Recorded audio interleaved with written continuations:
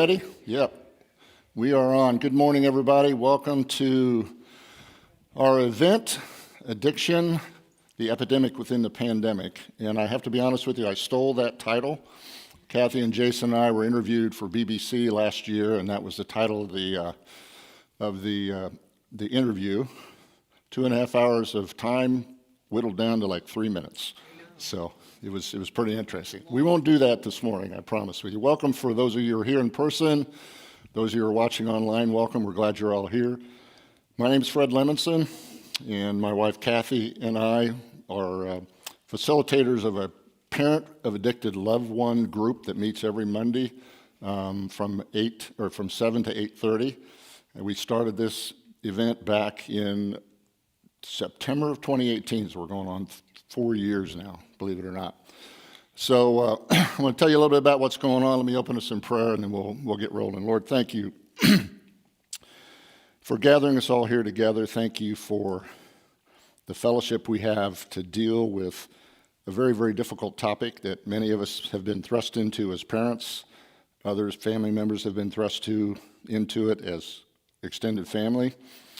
And for those who aren't experiencing that, I hope that this time will be a time that, Lord, you would speak to them, give them what they seek. We pray for wisdom, as we do always, and guidance in everything that we would do would be pleasing to you. We also pause, Lord, and just lift up the people who find themselves in a war zone in Russia, Ukraine, and just the madness that's going on there. Your plan is perfect. We trust in that, and we pray you keep them safe and bring this to an end as quickly as possible. But now, Lord, we ask you to be with us in this time, and we'll be quick to give you the praise and glory in Christ's name. Amen. So, as I say, we started this program. The event is sponsored by Reston Bible Church, which we're very grateful for their support and their help in getting this all put together, particularly Jim Supp, our teaching pastor, who has been my kind of right-hand person getting this thing set up and getting it going. Kathy and I are the parents of a 48-year-old son who for over a dozen years battled heroin addiction, and that's how we kind of got thrust into this fun place. Many people here have that same experience, and so we're here to learn. We are here to educate, to let everybody who maybe doesn't have that experience but wants to know about what that's like, both from an addict standpoint and from a family standpoint. We hope you get the things that will help you. One of the things we struggle with as parents is well-meaning advice from people who aren't living the dream like we are. Oh wait, it's a nightmare, I'm sorry. So we hope we can help you with some tools to better understand what we family members go through dealing with this, and then that you can just a lot of times not necessarily respond, but just be there for a hug, to listen, and to understand. That's really what many of us need more than anything. So the program this morning is, we got 3 phases. In a minute, I'm going to bring up Lieutenant Kevin Tucker from the Loudoun County Sheriff's Office. I'm told the sheriff may stop by if he gets here between 9 and 9:30. They're doing a great job in taking care of this issue and dealing with this issue. Lieutenant Tucker you head up the narcotics division, correct? Craig James and I, who's a co-sponsor of this with Inside for Acts, and one of his counselors, Matt, have been to our meetings and spoken. Craig and I met in the summer of 2018, right before we started PAL, at a similar event that was held over in, tell me the church, I forget. We're bad, we both forget. It was somewhere here in Loudoun County. And we've been working together various times on those things. And he's got a session on understanding addiction. Matt is a specialist in counseling those who have dual diagnosis, so mental illness and addiction. Many of the people we deal with every week struggle with those issues. And then the final session is going to be a panel discussion with Kathy and I and our son Jason, who just walked in, and a couple of other parents, one of whom is a son in active addiction, and another whom sadly lost their son to addiction in July of last year. So we have a full gamut. You get to see it from all different sides. Just a little tidbit of information. If you watch my video on this, you will understand this, but In 2021, over 100,000 people lost their lives to addiction. In the 18 to 45-year-old age group, that's the number one cause of death in 2021. It outpaces suicide, although some of the deaths were related to suicide from addiction, automobile accidents, cancer. So this is kind of a big deal, folks. It's not just a little thing that strikes certain groups of people. It knows no bounds. Many of us here are middle class, upper middle class. Some of us are not in that category. It hits every racial group, ethnic group. This is not Christians, non-Christians. The enemy knows no bounds when it comes to keeping after people with addiction. And that's kind of the world we're living in right now. So with that, let me bring up Lieutenant Tucker, and we'll just have a conversation. I wanted to get law enforcement's perspective because I think a lot of times, and I'm sure Lieutenant Tucker will say amen to this, the reputation is not fair and not what it needs to be and not what is the reality. So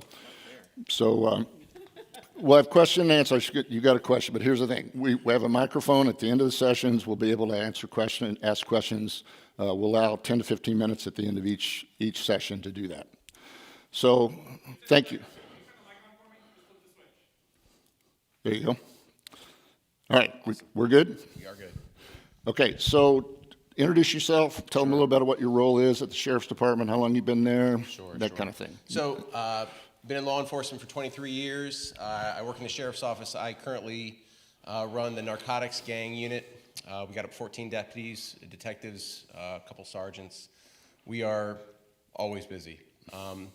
If you've seen the news at all, we've had some unbelievably large takedowns just in the last few years, 40 plus kilos of cocaine, about $4.5 million of cartel money we have. So it's been a pretty good couple years, but I'll tell you, the focus we have, the focus we consistently have are overdoses. We deal with over 100 either non-fatal or fatal overdoses every year. We're very well scripted in it. We understand exactly how it goes. We deal with families every day. If you guys have seen it, I guarantee you we have seen it. My guys have all been to multiple deaths, multiple of these situations. It's heartbreaking. The guys in my unit, they're all people of family. They've got kids. Yeah, we wear a uniform. Well, we don't wear a uniform, but some of them wear a uniform. And so we understand that there is a perception that there's a job to do, that we are people that specifically are there for the punishment aspect, but just be here to put out the information that we are sort of, we understand, we see what's going on, and we have an idea of what's going on. And I can tell you personally, I've talked to Lieutenant Tucker and one of his detectives and another person from the department. I can say across the board, yes, it's law enforcement, but they do care about these people. They're not just numbers to them, and they're not just a click in the belt, if you will. So a lot of us, and by the way, just a reminder, the statistics he just spoke about were Loudoun County. Okay, not nationally, not state of Virginia, Loudoun County. So it's in our backyard, folks, and Fairfax County would have the similar numbers. So tell us, you say overdoses have skyrocketed, which we know nationally is the case. Are you seeing a lot of that related to fentanyl? Almost exclusively. Okay. So the interesting aspect is fentanyl's, it's pretty inexpensive to make. The vast majority is coming across the southern border, but it's kind of pennies on the dollar compared with heroin. And it can be added, it is added to just about everything right now. And it sounds interesting because if you know about opioids, they're lower, they lower your heart rate, your respiratory, it's a downer, right? But currently fentanyl is being added to everything from cocaine, methamphetamines, all pills that are counterfeit. They're all cut with a percentage of fentanyl, and that's kind of where our overdose death issue is coming from. People who think they're buying an Oxy 30, but they're getting a fake pressed Oxy 30 pressed with fentanyl. So you would say that the statistics nationwide you're seeing in Loudoun County that the Absolutely. fentanyl is Yeah. skyrocketed and that's Yep. causing the overdoses. Yeah. You may have watched the news sometime, I don't know if it was this year or late last year, speaking of coming across the southern border, they confiscated in Phoenix $300 million worth of fentanyl. And if you think about fentanyl, that is, I've seen 500 times, 50 times stronger than heroin, whatever the number is. It's much stronger. Let's. It's mu- Yeah, we it's- won't pretend to know. It's much stronger. And so you think about $300 million, and when that gets cut and added to other things, think about the damage that can do. So it's a big problem. Yeah. So if you think about if any of you guys spend any time in the kitchen, if you know what a gram is, or 10 grams or 30 grams, so fentanyl as a unit of measurement, a dosage, a certain dosage is usually known as in a tenth of a gram. It's called a point. So so very small amount, and a tenth of a gram of fentanyl is easily enough to kill you if you haven't built up a bodily immunity. And even last night, my guys were out. I think we bought 30, 40 grams of fentanyl. So you're talking about hundreds of doses of fentanyl that potentially were all fatal doses last night, bought, taken off the street. This is kind of the focus that we have. In our neighborhood, okay? I just want to be clear, this is Loudoun County. This is not some distant place, okay? And that's the message we try to help people understand, and for everybody that's here, I hope you do understand this, is that this is not something that may pass you by. This is something that your kids are being exposed to. I was talking to Craig and Lieutenant and I were talking earlier. It often starts in middle school or earlier. And if you think about getting a hold of fentanyl-laced drugs in middle school, when you don't even know what the heck's going on with your life, and so it's a big deal. It's a big deal. So talk about, so where is this coming from? You say you have a lot of gang activity. Are the gangs bringing it in? Let me be clear. So Loudoun County doesn't have a lot. If you think about South Central LA or Chicago, we're clearly nothing like that. We have gang members here, but most of our narcotics trafficking, it would tie back to sort of cartels, which if you want to expound it, probably does fit the definition of gang. Yep. But it's cartel brought across, and then it's distributed, and there's just a ton of money to be made. Sure. So Always about the money, isn't it? The money's here. The money's clearly part of the problem, but yeah, we don't necessarily deal with specifically gang sold drugs in Loudoun County. It's not quite as big. Most of our gang members kind of fall into that 14, 15, 16. They think it looks really cool on TV, but don't really want to be gang members kind of mentality. But the guys that are really into sort of multi-ounce cocaine, multi-ounce fentanyl, those guys are definitely they're not your local gang member guy at all. So they basically send these people into rural areas or areas that are Well, these guys live here. They live here. Okay. So a lot of the people who are heroin and opioid addicts, they will trip on a day, every day, into D.C., into Baltimore, and pick up just enough for themselves, their friends. You guys know. My son's nodding his head over there. Yeah, and so what there are a limited amount of people in Loudoun County who are. Just want to welcome our sheriff. Sheriff, come on up. Yeah. Yep.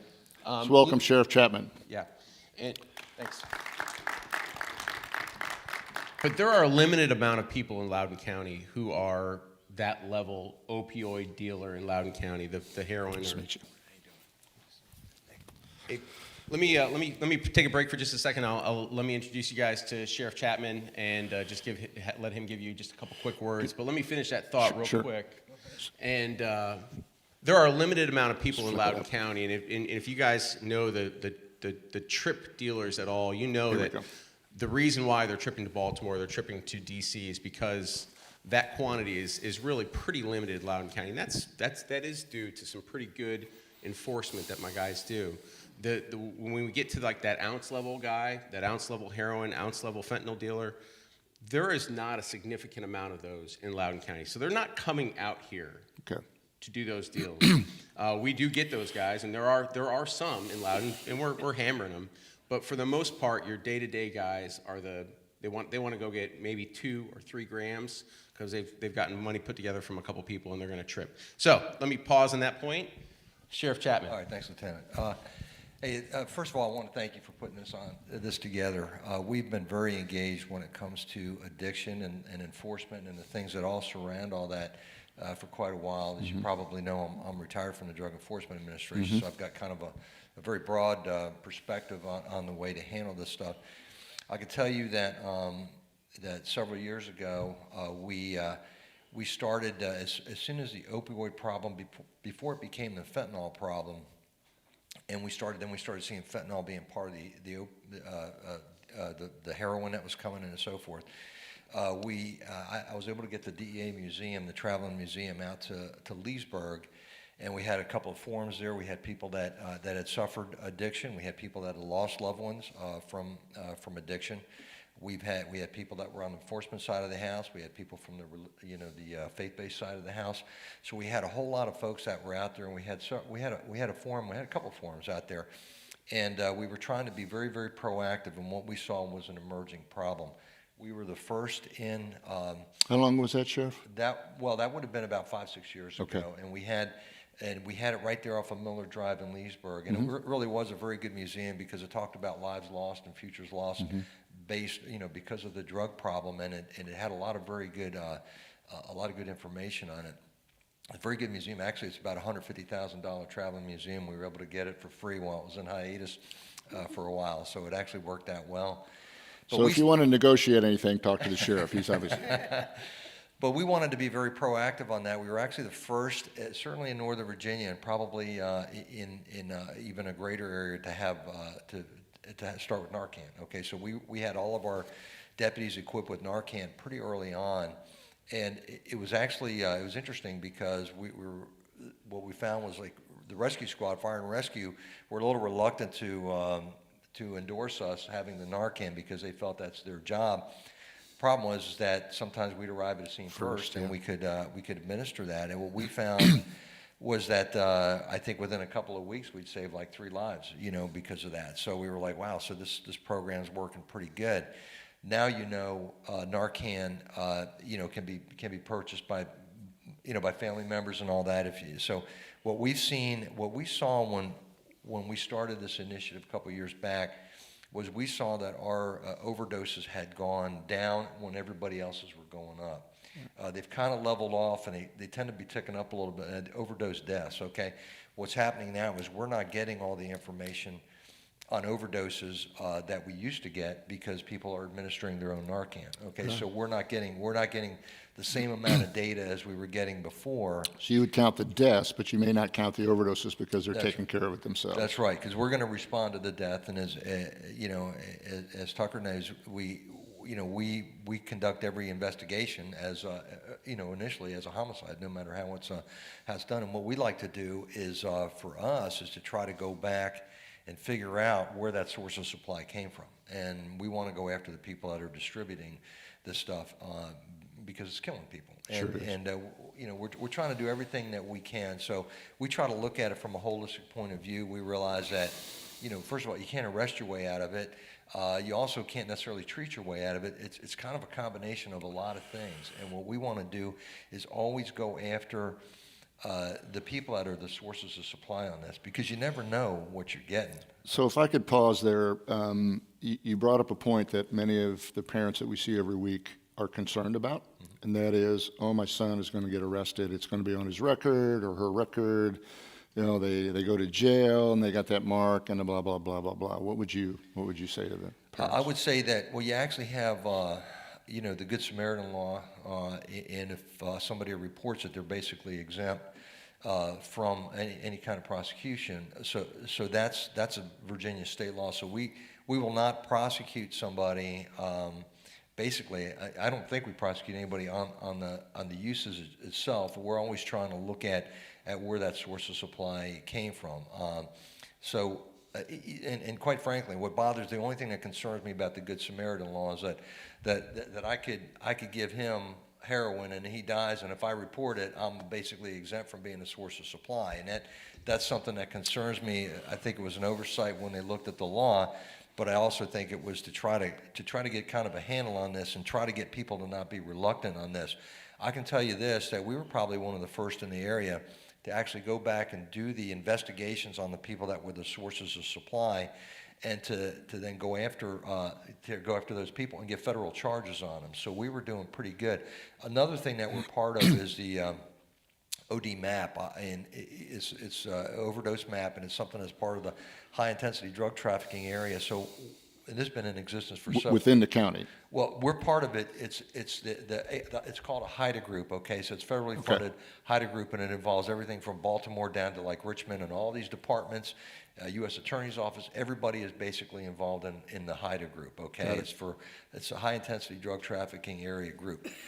So we're all part of this group, and what we try to do with this group is track overdoses, for example, and it's real-time information. So if you had like a bad batch of heroin or something that kills, 3 or 4 people in one location within, say, a 24-hour period, we want to get the word out there. Hey, watch out, because we want to save lives. Sure. That's the main point of this. But we also need to save more lives, is to hold people accountable that are distributing this stuff. So it's kind of a quagmire for us. We're trying to hit it from every angle possible, but it is a bit of a quagmire for us. Consequences are important, though, aren't they? They are. We've got to hold people accountable for that. And we've had, as Lieutenant can tell you, we've had, several cases, and we were probably the lead on that in the area, where we actually took the time to go back, investigate these overdoses, and go back and charge people federally when nobody else was doing that or even thinking to do that. We were doing it, and we were getting, 10 years tacked onto a sentence and so forth. So, so it was working out very well. So these are the... So I'm gonna pause for a second. We got about 7 or 8, 9 minutes left. If you have questions, if you want to go over to the mic, I want to make sure you can ask any question you have of me or of the sheriff and lieutenant. If not, we'll just continue. So I know, Dave, you had your hand up. So My question was about questions. Okay, there you go. Always cutting to the core. There you go. So, I lost mine. One of the thank you. One of the concerns that I think you brought up early is this concept of notifying law enforcement when your loved one's been involved in an overdose. We get it. My guys go to all the overdoses. We follow up on every overdose, and so we've dealt with those family members. We are, like I said before, we are family members too. I've got guys in my unit that have dealt with family members who have overdosed. Sergeant in my unit had a nephew just last year overdose and die in New Jersey. We get it. We understand what it's like. I don't necessarily understand what it's like to be in your shoes all the time, but we do come to the family with the understanding that you're notifying law enforcement. You're bringing a police officer, a detective, a deputy into your home.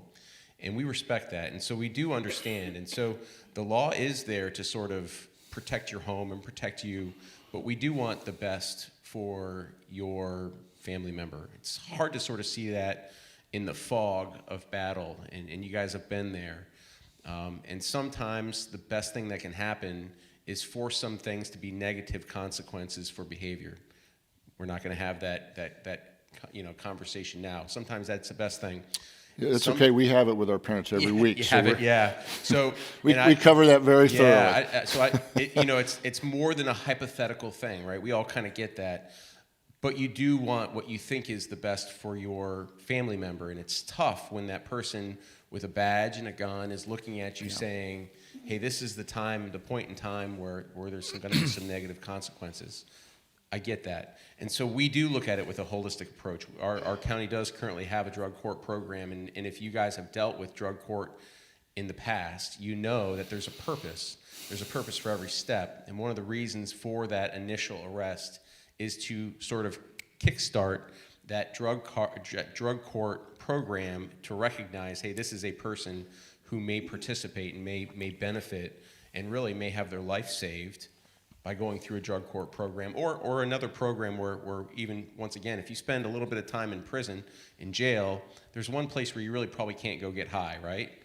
That's in jail. And people have come back to me years later and have said, hey, the one thing that helped me was when I actually hit that bottom point, and I realized that, hey, maybe this isn't where I want to really end up in my life. I hate that term, by the way, I'm not a huge fan of it either, but I'll say, because we thought our son hit his bottom like a half a dozen times, a dozen times, and he just kept going lower. So that hill keeps stumbling It down. does, it I does. get it.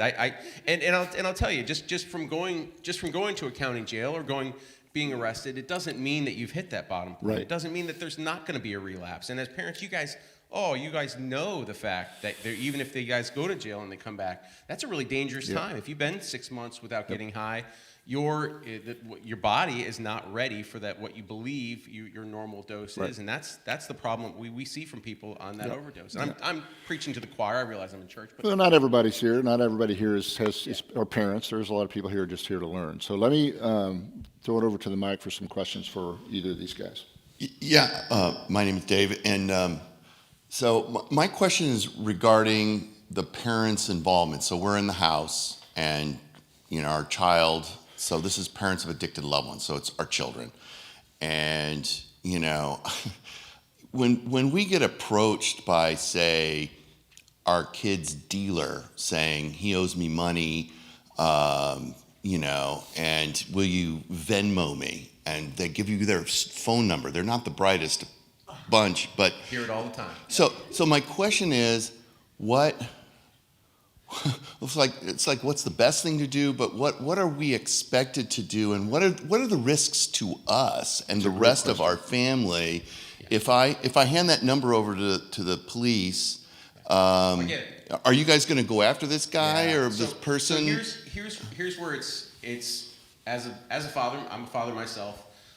You sort of look at this and you weigh the information and you go, hey, if I call the cops, if I call the police and I say, hey, this is the dealer for my kid, you want the best for the kid or the person's loved one, and what you're going to do is you're going to create a bit of a war, right? You're going to initiate conflict, right? By doing that.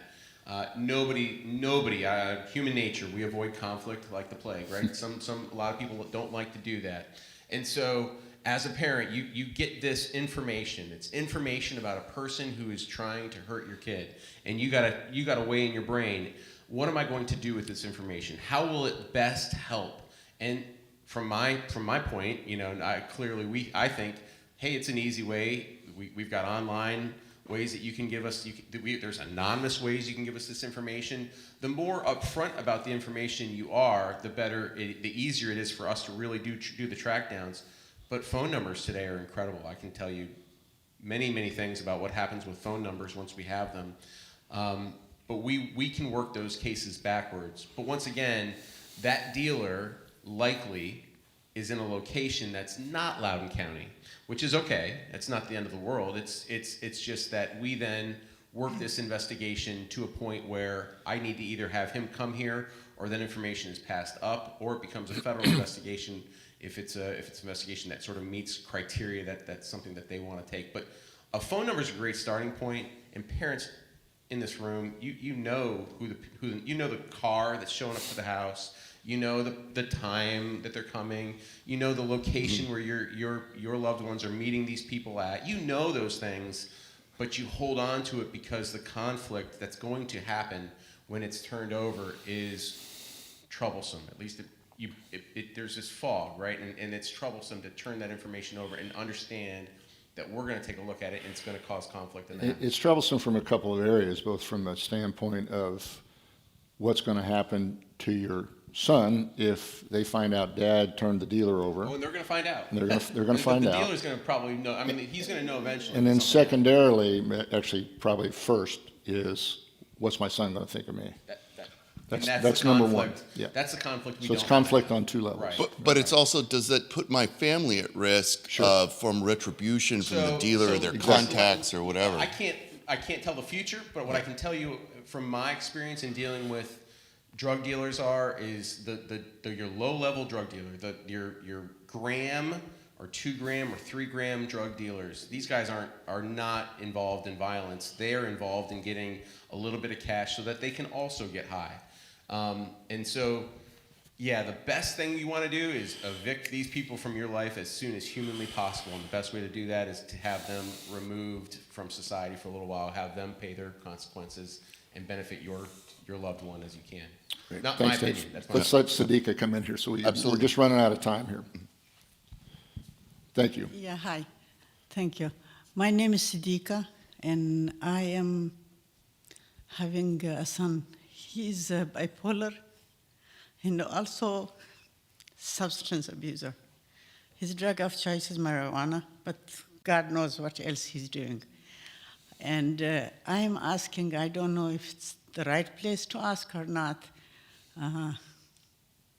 why they put kids in jail instead of that putting them in a rehab? Great question. That's my question. So people don't go to jail in Virginia currently for possession of marijuana. Possession of marijuana was decriminalized last year, and so they wouldn't go to jail for that. Now, and I'll be perfectly honest with you, they likely would not go to jail in the marijuana realm in Loudoun County right now, probably for any marijuana crime, let's say, okay? It falls under a civil penalty now, but it's still considered a crime. What people go to jail for is distribution, and they go to jail for really large-scale distribution, and usually it's heroin, fentanyl, cocaine, methamphetamines. Some scripts, right? Some scripts and the scripts are really killing people too, the counterfeit scripts. So the downside to what I've just given you is there isn't that drug court option really for your son, where he doesn't have that initial kickstart into a program that this would then become an option for him. So rehab is something, and there are amazing rehab programs for marijuana. They're out there. There are people that work with people with marijuana addiction all the time, but usually they don't get involved with law enforcement on a criminal aspect. Now, marijuana over an ounce is still a crime. It's a civil penalty. There are still things that are involved with it. It's tough. It makes it very difficult for law enforcement because you guys all know in this room that is the first one that starts. It might start with smoking. It might start with some alcohol, but marijuana is always in the mix, especially with opiates. If you guys know anything about opiates at all, the hand-in-hand drug of choice is opiates and marijuana. They go hand in hand all the time. So you've got to be unbelievably diligent, especially with your loved ones. But my question is, like the people that they have mental illness and they get manic, my son, he steals and he does anything, it's possible. So why the government doesn't put them in a rehab instead of putting them in jail? It's a very tough situation. It's very delicate, and I don't want to speak that I know the answer to all these problems. And it's a little bit this may be a reference that's outside of bounds, but what came first, the chicken or the egg, right? Is it the mental illness that caused the drug abuse, which caused the thieving, which caused the whatever crimes that sort of go along? We know once you get into a drug abusing world, the other crimes just swell. They just swell around it, right? And so what we do in law enforcement is we normally deal with these crimes that are swelling because of the drug abuse. We deal with the you robbing a store to get some cash, robbing people on the street to get cash, stealing from parents, stealing from anyone who they can get their hands on, stealing cars. These are the crimes that sort of get them into the law enforcement world. It's not usually the drug problem, but we see them, and we know that there's a connection. And so if your question is, how do we handle the mental health aspect? It's very tough. We've got a great mental health team in Loudoun County, and we're beginning to team up with them to handle mental health calls. But boy, that world is exploding. It's especially with people being locked into their houses for long periods of time, having the government tell you where you can go, what you can do, what you can't do. The mental health issue crisis has really exploded in the last couple of years. I'd like to add to that as well. So last summer, what we did was we took our school resource officers and we started a CARES program, and what it is sort of a prelude to what's going to happen with the co-responder model when it comes to mental health. Now, we've been a leader in crisis intervention training. We've trained about everybody in the area. We just graduated a class yesterday. We've trained over 1,000 people in our classes, and over 90% of our deputies and dispatchers and everybody else have been trained in de-escalation techniques. So what we did last summer was we brought in our school resource officers who were off for the summer, put them in soft uniforms so they didn't have that intimidating presence. and they would go out on every mental health call, which there's a lot of obviously overlap with substance abuse calls and mental health calls. And so they would go out for the purpose of being a follow-up to what happens. Okay, so you want to actually de-escalate any kind of a volatile situation with your kids or whoever's involved in a situation like that. You want to de-escalate it, but you also want to make sure that there's some follow-up to it. And we were finding that our deputies were really good at de-escalating and making sure that if we had to take somebody in on a temporary detention order or whatever, following up that way. But actually consistently going back and seeing whether or not they're getting the resources that they need and how they can then follow up even further to try to get over some of these issues is something that has been kind of lacking. Now that's going to ultimately happen, I believe. I think it's going to be difficult. We're in what's called now cross-systems mapping. We're working with mental health. As far as getting people to be co-responders, it's going to take years to do this, where they'll actually go out with us on particular calls and try to de-escalate and try to work the mental health process in.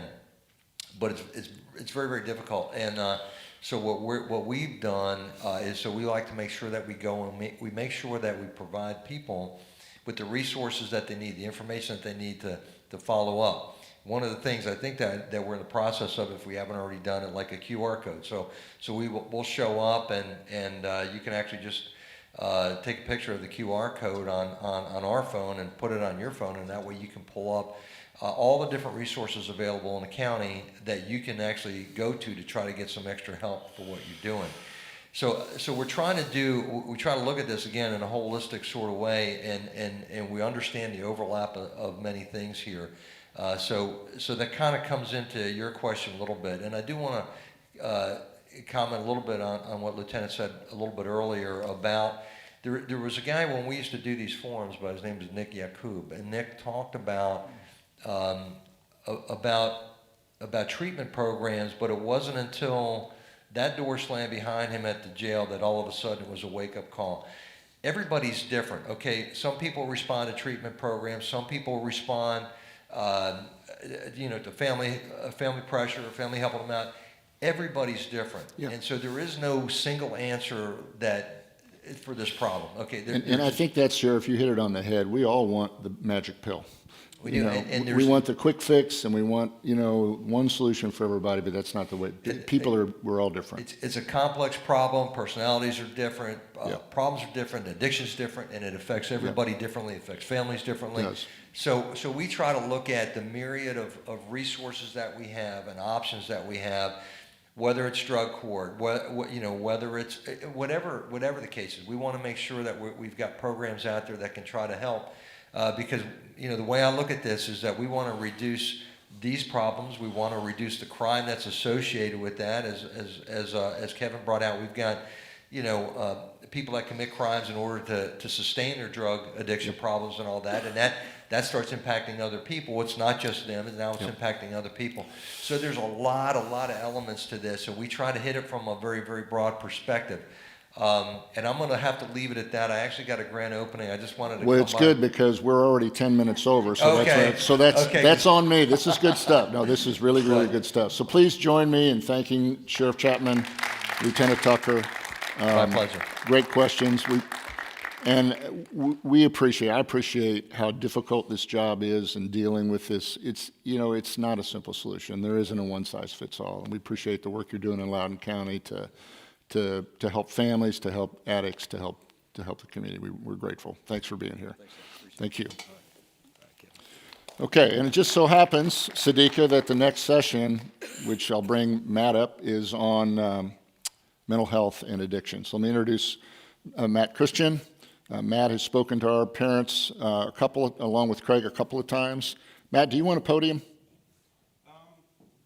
I got one here if you want. You want to put? Okay.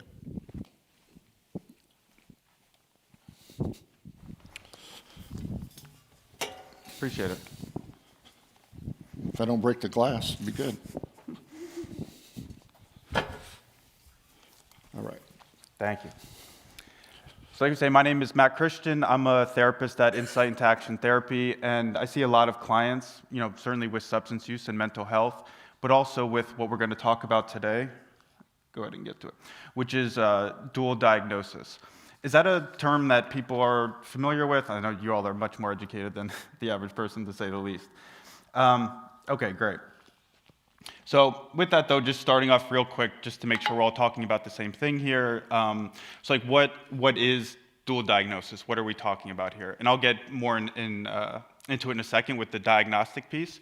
But so what we're talking about with dual diagnosis, it's often referred to as well as like co-occurring disorders. So really, it's as simple as what we're talking about is the presence of a mental health disorder and a substance use disorder simultaneously with someone.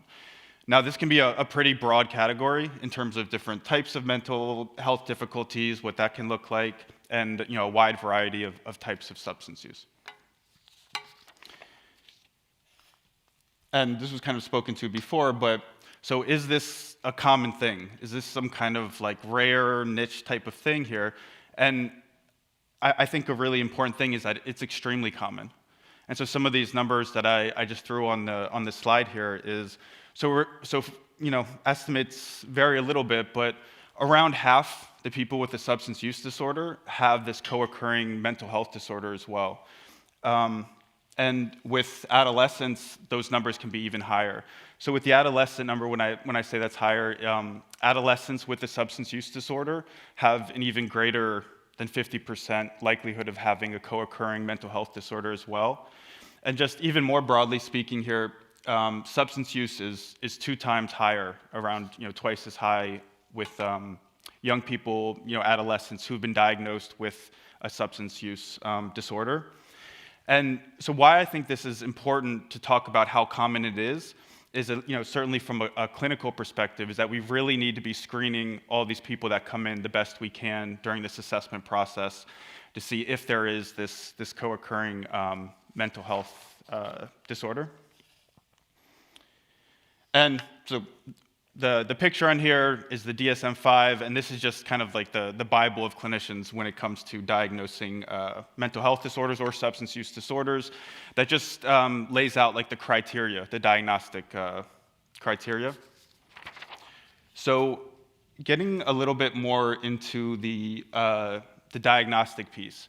And to be honest with you, it can be really difficult at times to kind of pick things apart and to be diagnosing a mental health disorder in the presence of a substance use disorder, or especially a lot of active substance use. And the reason for that being, as is up there as well, is that they share so many similarities in terms of how they present and some of the symptoms that are there. So just to kind of highlight this point, so some of the diagnostic criteria, so like let's say, depression, for example, are things like, depressed mood, changes in weight, alterations in sleep routine, fatigue, not engaging in things that they enjoy as much, feelings of low self-worth, hopelessness, and maybe difficulty concentrating, things like that. And so take like an anxiety disorder, for example, as well, can, this feeling on edge, excessive worry, difficulty with sleep, irritability. And you can imagine for both of these things, maybe someone where there's a lot of alcohol use or physical dependency or with opiates or something like that, can share a lot of these same features. And speaking to what you were saying before, with something like a bipolar disorder or someone who's, which is defined by, partly someone having at least one manic episode. And so with the manic episode, some of the features with that can be things like, a decreased need for sleep or, racing thoughts, being really impulsive, damaging, reckless behavior, mood swings, things like that. And you could imagine someone where there's, it could look with a lot of different substances, but something like a lot of substance use or cocaine use or something like that, where it could look very, very similar. So kind of looking at, again, okay, it's like what differentiates these two? So up there where it says substance-induced. So one thing, I'll just go ahead and brief you. So when we're diagnosing these mental health disorders, like in that DSM that I was talking about, for pretty much all of them, there's this kind of caveat around substance use. So just reading from the DSM, so you get an idea of kind of even the language they use around this. So to take like a major depressive disorder or episode or something. So the language that is actually in the DSM is that so the episode, the major depressive episode in this case, is not attributable to the physiological effects of a substance use or another kind of medication or medical condition.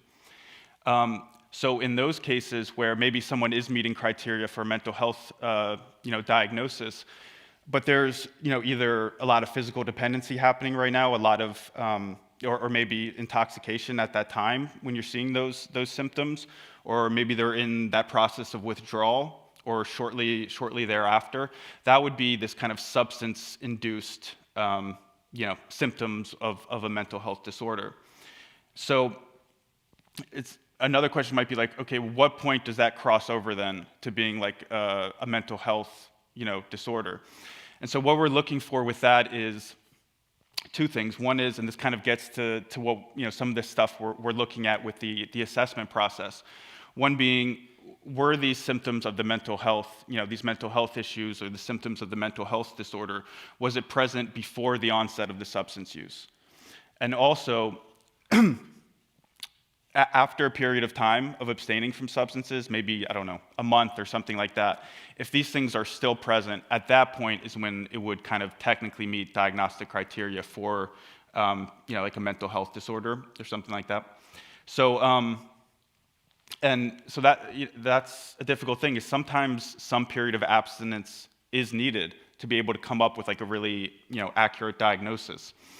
And so important things that we're looking for, or an important thing clinically speaking, is to be taking like a really careful history of, so looking for, like I was saying, some of these symptoms, were they present before the onset of the substance use?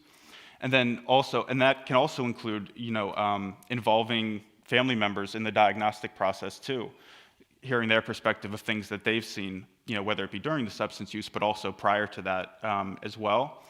And then in addition to that, because the assessment process isn't just one appointment where we get the history and then that's it for the assessment. It's an ongoing process during treatment as well. So it's really important as part of that diagnostic process to be closely monitoring as maybe they get some kind of period of abstinence or they're working through that, to be carefully monitoring and continuing to assess for some of these kind of mental health symptoms. And from a medical perspective, maybe like with a psychiatrist or even with someone coming in, sometimes even doing like urine screens, like some kind of toxicology thing to see, is this substance present now? And I'll get some more into why this can be important in specific situations, kind of when I talk a little bit more about the treatment piece. And so I'll get to this, I think, on the next slide. But an important thing is, well, that's not on there. But it's like, so why does this like really matter? Like, is this just some academic exercise of like, okay, does it fit this category or this category or something? And the reason that it matters is because having this kind of correct diagnosis or a correct idea of what's going on can impact treatment. And so really having a good idea of what's going on with the mental health piece is important for effective treatment. So this was kind of touched on before, but a common question we get is like, well, did one cause the other? Did someone have some kind of mental health disorder, mental health difficulties, and that led to them developing substance use disorder? Or conversely, is the kind of thing where like this really heavy substance use or maybe some physical dependency on substances, did that then cause the mental health disorder, or were these just two things that were present and one not necessarily causing the other? And in some situations, it can be kind of a bit more clear, or like really, one suggesting the other. But it's also, in a sense, almost like impossible to know for sure. Did one cause the other? And I think rather than focusing on did one cause the other, certainly from a clinical perspective, is understanding and feeling out and looking at and then treating how are these two things affecting each other in both directions. And that kind of gives this entryway into how we're approaching these things, and also educating the client about how these things are affecting each other as well. So again, this kind of speaks to that point of why this all matters here, is that untreated mental health issues with someone where there's also that substance use disorder or that heavy substance use can lead to higher rates of relapse. And like I was saying, these things are affecting each other in both directions, and that, I'm really hitting on this point here, that the mental health piece impacts the treatment. That effective treatment needs to be addressing both of these. So another common question I'll get is like, well, which one do I treat first? Is it the kind of thing where like, okay, I need to treat the substance use for a period of time, get that under control, and then we can kind of dive into this mental health piece? Or do we deal with the mental health piece, and then once that kind of gets better or more under control or not causing as much distress, well, then they're in a place where you can deal with the substance use in a more effective way. And this is, I think, one of the key points that I would like you all to take away from my talk today is that the key is really what we refer to as like integrated treatment. And I'll get more into some of the specifics of that when I talk about the treatment piece.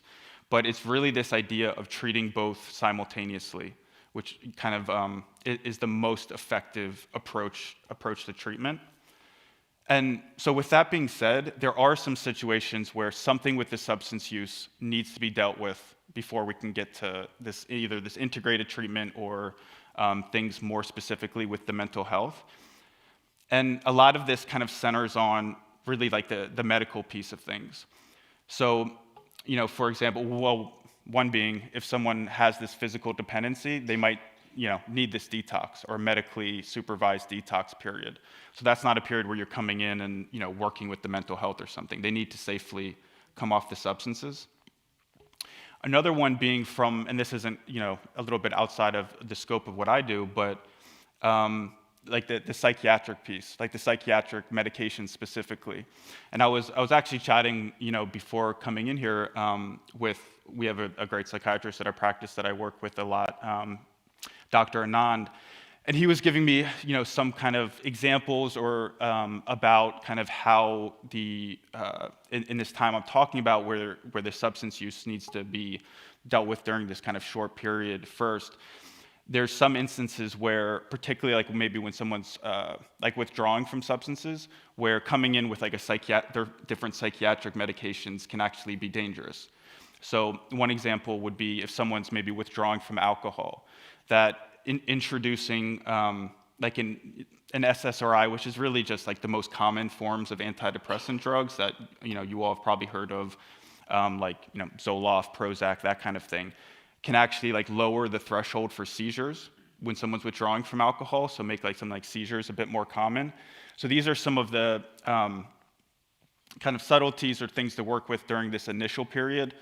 Again, representing that these are times when something related to the substance just needs to be dealt with first.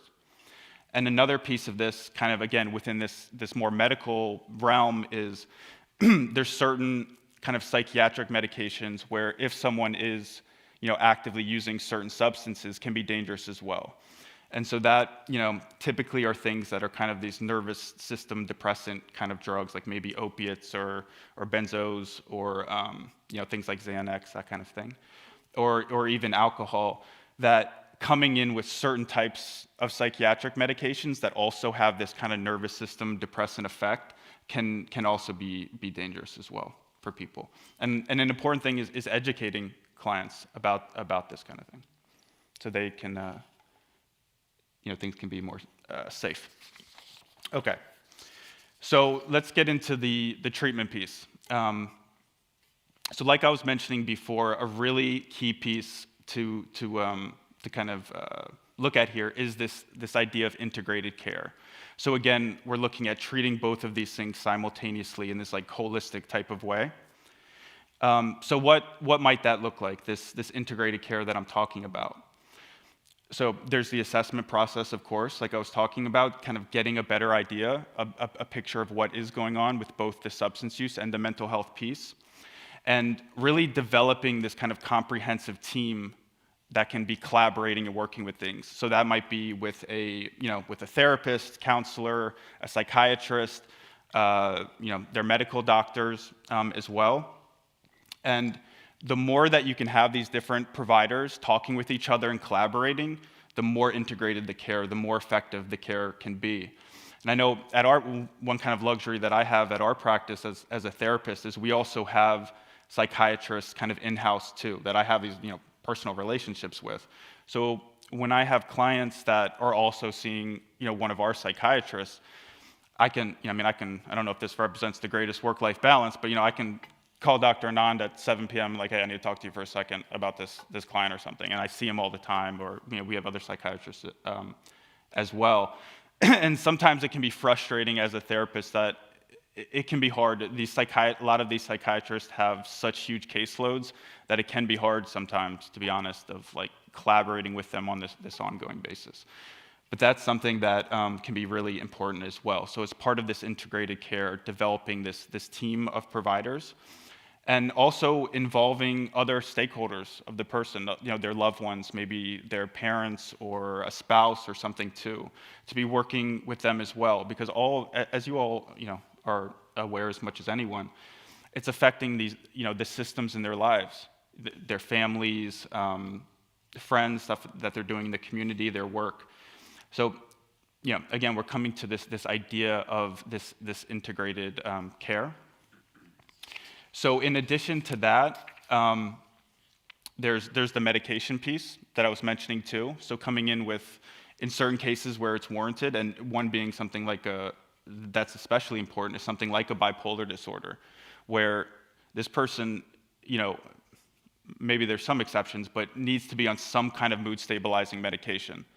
Because, if someone's going into a manic episode, the idea of staying sober during a manic episode for someone with substance use is, unlikely. And just the destabilizing, dangerous nature of a manic episode itself. But it could be with other things as well. So, if they have a lot of, depression going on, or with anxiety, they might use similar medications with the depression.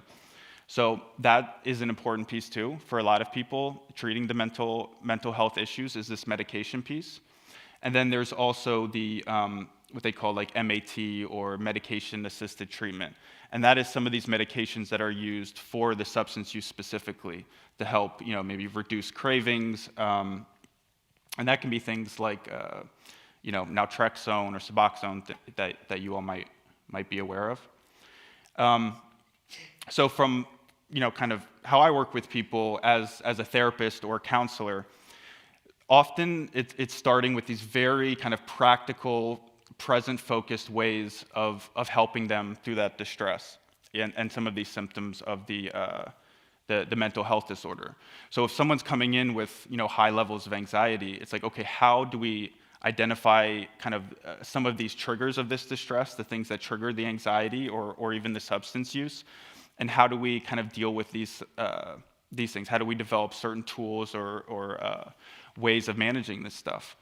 And one thing that I talk to people about and that I take very seriously is it can be a real loss for people, losing the substance. Now, it might be destroying their lives, in all kinds of ways, and overall, of course, it's not a healthy thing that's going on, but there's something they're getting from the substances, especially at first.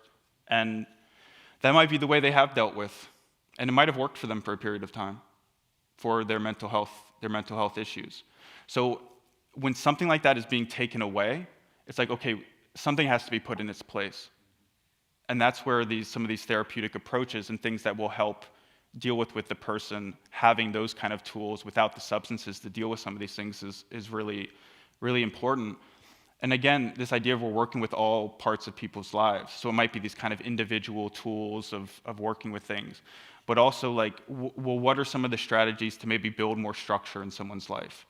To get more connected with loved ones or other people that are kind of healthy relationships, and kind of build that sense of well-being.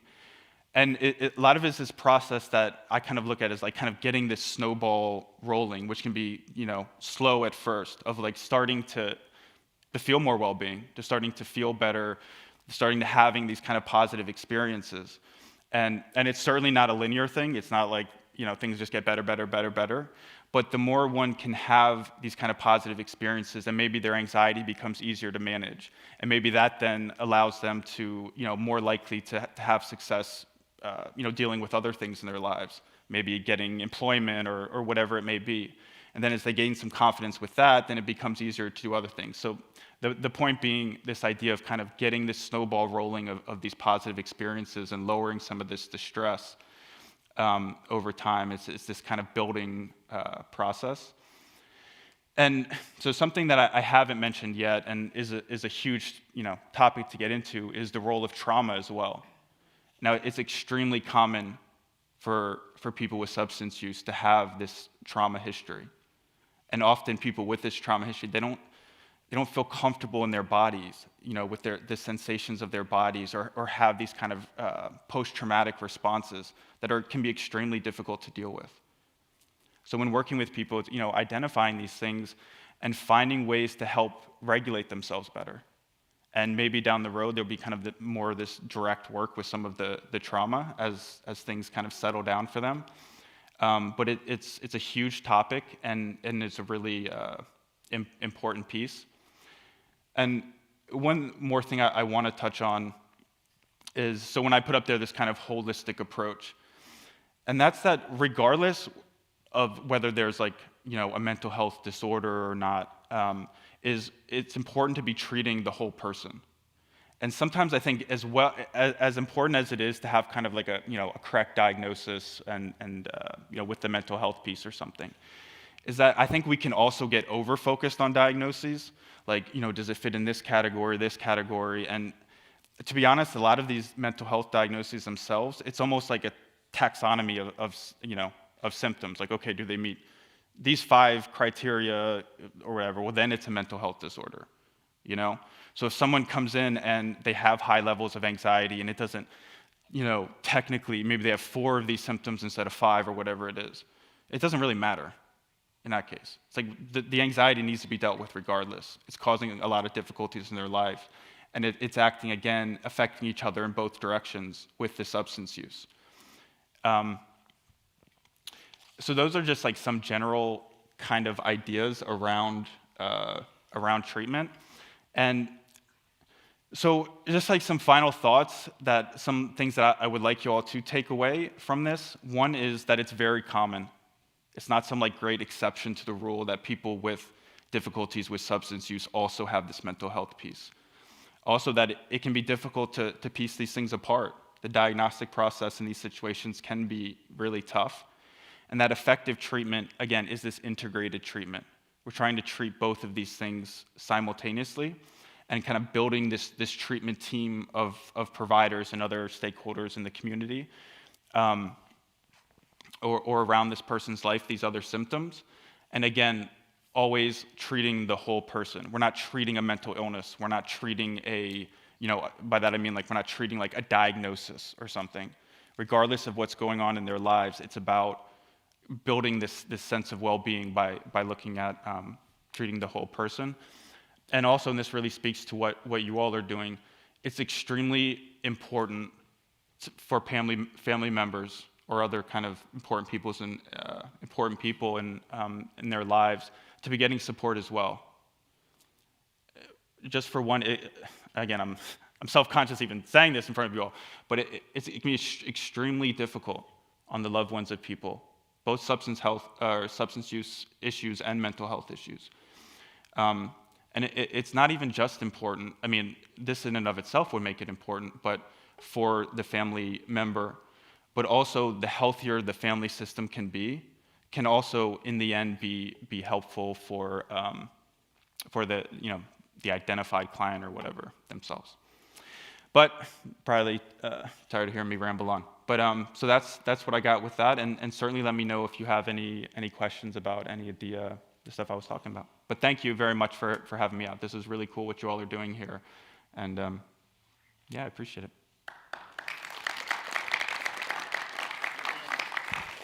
If you have questions, step up to the mic over here.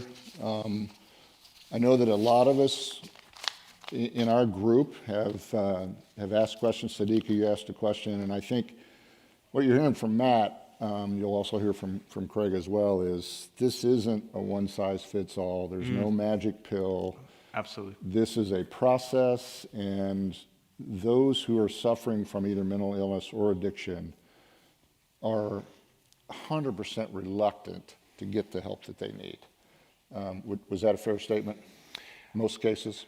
100%. In a lot, yeah, in a Not lot of 100%, cases. but yeah. In a lot of cases, yeah. That can often be the case, Yeah. particularly with the substance use, yeah. So go right ahead. So that's the perfect segue into my question about the reluctancy of getting help. When an individual who's had a lot of issues over time has seen a therapist, the therapist ceases to help them because they have a dual diagnosis and continue to use, then there's a break, right? And then the individual doesn't get any help in mental health at all. Yeah. I'll give a real life example. Our son, who has both substance use, alcohol, not the drugs that you all were talking about, which I feel like was remiss. Well, trust me, you're going to get that in a few minutes. I'm just saying, there's lots of drug use, lots of substance use. So mental health, alcohol, saw a therapist, we've had legal problems, we've had all kinds of things. He finally went ahead and made another appointment with a therapist that was supposed to be a specialist in substance use disorder and mental health, dual diagnosis. Took him 2 months to see that person, took a lot of courage for him to do that, to go. Had the first appointment, the guy turned him away and said, nope, I can't see you. You need a higher level of care. Well, hands him a piece of paper and says, you can go to these places. Okay, now he's just defeated, and there's nothing. And you just said, mental health treatment and substance use treatment are the best thing to be together. But he's turned away, he's now getting nothing. He has relapsed, and he's trying. We see progress when he's good, he's good. Yeah. So help me understand why a therapist who's supposed to be a specialist in both would turn him away. You're going to get me all fired up, yeah. Okay, me too. And So I'll let sit me make down. sure, actually, real quick. Okay. So can you say specifically, like with your question, like why would a provider do that? Is that what you mean? Well, it's why would a provider not go ahead and begin the process, gain some trust of that individual, and then help them move toward a higher level of care, instead of saying from the get-go, nope, your problems are bigger than me. And this person was referred to, or he was referred to this individual as being a dual diagnosis provider. Yeah. Ooh, Touch it, Matt. If you want. well, I'll just give my own personal opinion. You guys want to tag team? I'm good with that. One reason being, they're scared. The provider. Because there's a high level of risk in the situation, and they don't want to take on that risk. So can you talk about that a little bit? When you say risk, what is the risk? Risk of suicide, Okay. risk of overdose, So risk to the patient, not the therapist. risk to the patient, and then, I mean, and as a therapist too, I mean, that risk is something that we feel as well. I mean, not from some, I don't know, legal or standard or something, but it's difficult on us too. I mean, if you lose a client or something. Sure. That's my take on it. I mean, I've had clients come to me where their therapist, or they went to someone and they're like, oh, you should go see someone else because they have a lot of suicidal issues. And to me, it's like, well, if you're not dealing with suicide, like, what are you doing then? Not the client, I mean the therapist. It's like, how can you refer someone out for something like that? And so I know for me and in our practice, like, I don't put any preconditions on treatment. Even if someone's like, I don't want to stop using drugs right now, or they're relapsing or something, I'm seeing them regardless. And maybe in a case where I will recommend or do think they need a higher level of care, if they're not willing to do that, or they don't agree, or they're not at a place where they want to do that, I'm going to keep seeing them regardless. Anything that's kind of, reducing the harms of what's going on, and also almost in this kind of snowballing effect sometimes with people, is through the treatment, if they can start feeling a bit better, start having some positive experiences, one, maybe they might not need as high level of care after that, but also there might be more, I don't know, kind of motivation or something of like, okay, yeah, I see, I'm starting to feel more hopeful. I'm starting to be able to envision a different kind of life for myself. And then that might affect what they want to do if they still do need a higher level of care. And with the levels of care, I mean, it's a whole big topic itself. But I don't know. I agree with your frustration. I think it's fear. Fear that they can't handle it. But I'm Hit it. So, hello everyone, Craig James. Come on up, Craig. Matt, I hate being on stage. Yeah, I well, like we to be got a close. camera here, though. So Oh. So, here's the deal. Plus, you're going to be dominating the stage in a couple minutes anyway. So. if you think Alrighty, this is going to fire me up, Craig is a raging inferno. Yeah, I'm a lot of things. it's ridiculous. I mean, I Here's the don't deal. know. I know that's not a comforting answer. What he but said was spot on, right? Most therapists will say they're a dual diagnosis, and what does that really mean? It means a lot. They're scared, right? All your frustration spot on. I think when I started in the profession, give me those clients because I'm built for the process. It's not about me; it's about the families. But if you're struggling, let's get to work. But a lot of therapists want what's easy. That's an easy win. That's great. But we were talking earlier, when you get in it with a client and they ultimately respect what you do, they'll come back and say thank you. We got an email the other day from a client I saw maybe 8 years ago. Struggling, but he reached back out. Why did he reach back out to us? Because we were in it with him. Mm-hmm. So a lot of therapists are apprehensive. They'll say they do it. They don't.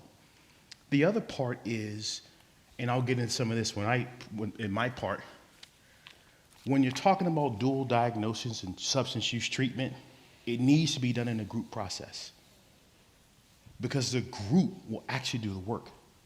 Yeah. As an individual clinician, I can sit and talk to Matt all day, and Matt's going to tell me what he thinks I want to know. But if we're in a group and Matt's BSing me, the group will actually go, Matt, you're full of crap. Or, man, I was there before too. Some clients have told me that too. Yeah. Right? So it's a matter of what's the process they can offer. And here's the deal. Families reach out when they're in crisis. Yeah. And when you're in crisis, you do whatever you want to do to save your loved one. What you don't know is what questions to ask. What you don't know is who's legit and who's not. And people say, well, how do I know, Craig? Well, how do you know? Well, this is my profession.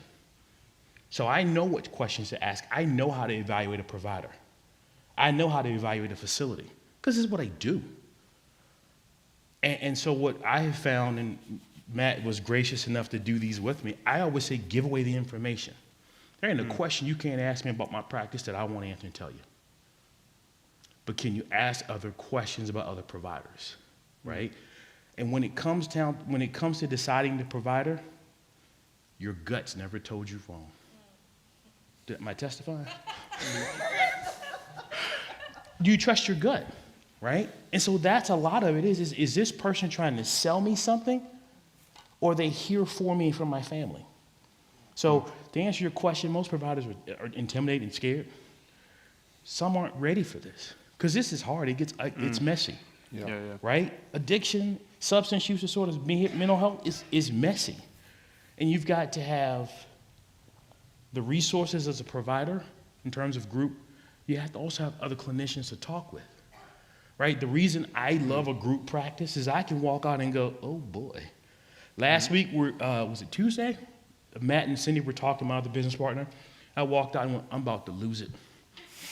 That session, right, was a teenager. But it's about who's helping that provider, because if they have a support system, then they can help you and help your loved one. And to clarify something, and I'm glad you said, and you as well, is just to clarify some of the stuff, kind of with the language I was using. When I'm using substance use, I'm including alcohol in that too.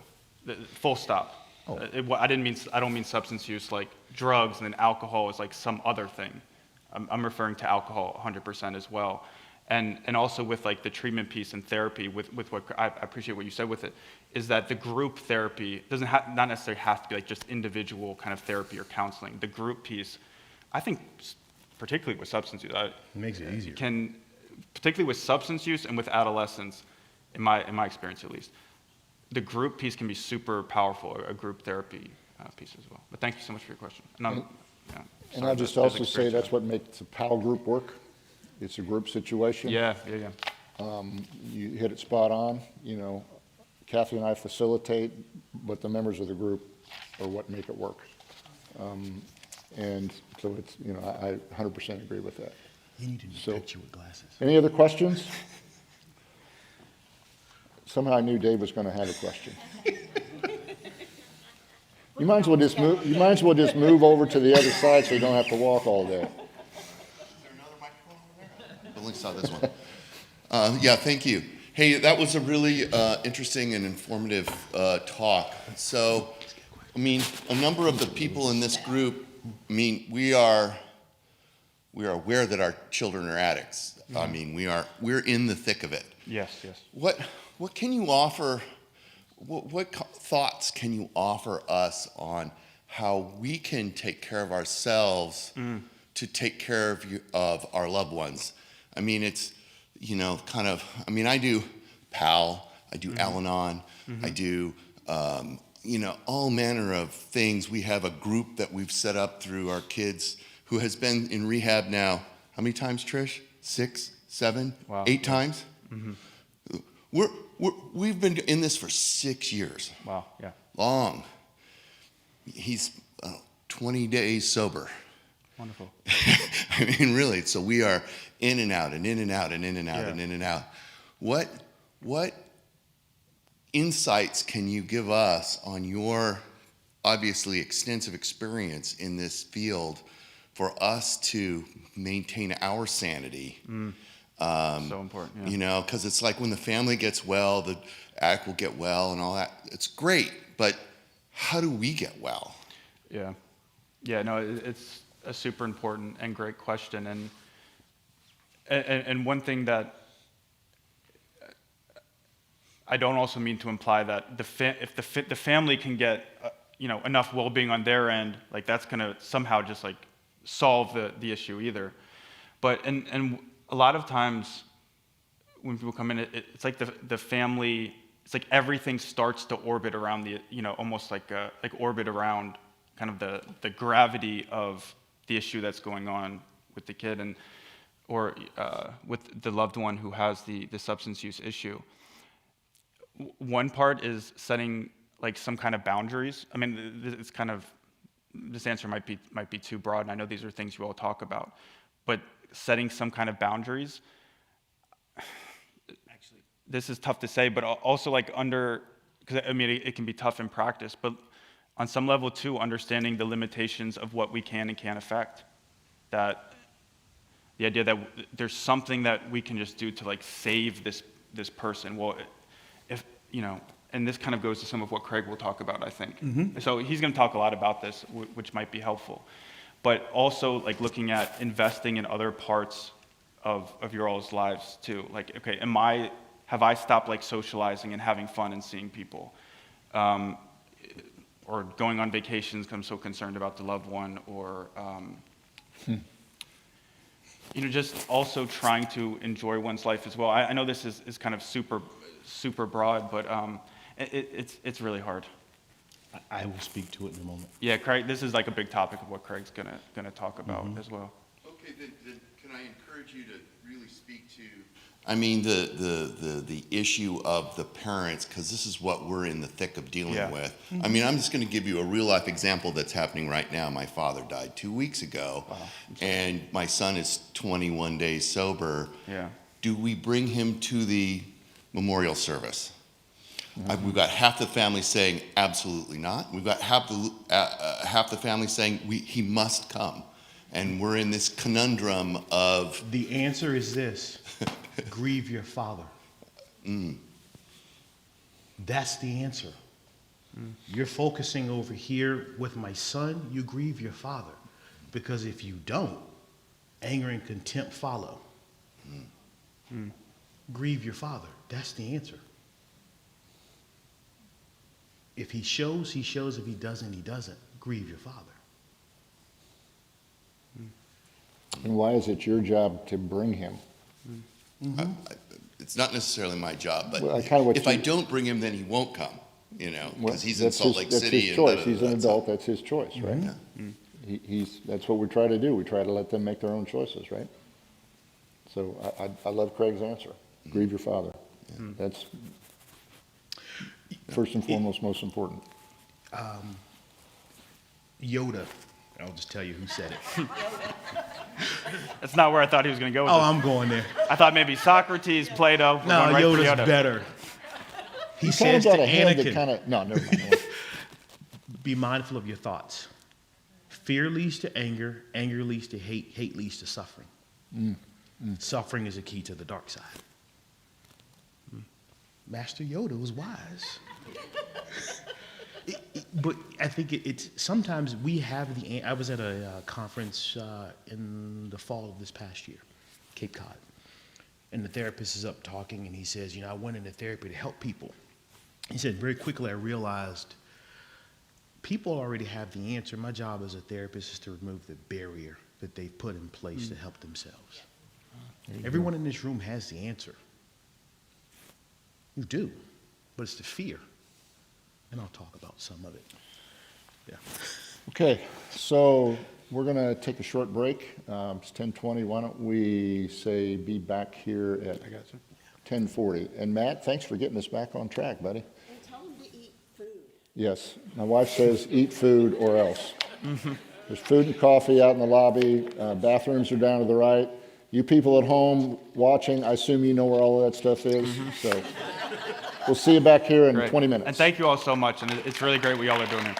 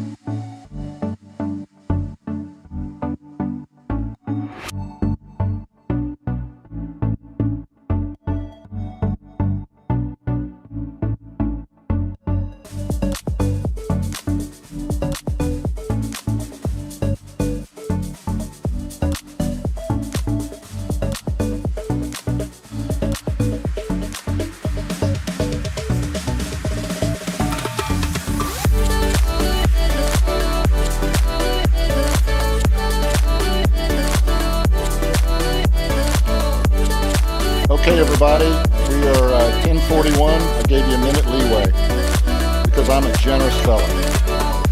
And I don't tell time very well. So as we're getting back, I want to bring up Craig James, who you met earlier. What I really love and appreciate about Craig, not only as a counselor but as a friend, is just he just has a very unique approach to counseling, to addiction, to just, as Matt said, treating the whole person and not just the symptoms. So, Craig, I'll just turn it over to you. You can take it away. Ooh, take it away. Where are we going? Whatever you want. All righty. So slides, okay. I'm gonna try to stay on script. You will see my conviction and my passion. When I was in grad school, Dr. Janice Berry Edwards, she was my master's program at VCU. She said, protect your profession. I had no idea what she meant. Last 5 years or so, it's completely clear. And so as a practice, I have only a few mandates for the clinicians that work with us. Number one, show up and do good work. And the one mandate I gave to our two newest clinicians, I said, you need to know everything you can about your client. That's it. If we have to refer out, you are the person that the referring place needs to call. Get to know everything about your client you can. How do you go about that? It's about the relationship. And so there are only a few mandates I have. Trust our process. Matt's been with us for a long time, and I trust Matt 100% to do the right thing. And when he asks questions, which is why I love a group practice, we're talking all the time. So my topic is understanding addiction. From the DSM standpoint, substance use disorders, and the DSM-5 is out now. We don't call it substance abuse, we call it substance use, and my business partner Cindy's always on me about it. I'm like, listen, semantics, I get it, whatever. But there's 3 levels, right? You have mild, moderate, severe. Severe, also known as addiction. And who was it that asked about alcohol? Okay, Lynette. One stat I'll throw out there. Loudoun County Sheriff's Office spoke about the drugs they look at because those drugs are deadly and they can kill you instantly. And that's really, they do that really, really well. 74% of people who present in treatment it's about alcohol. It was Capital Community Church. Thank you. I knew it would come to me.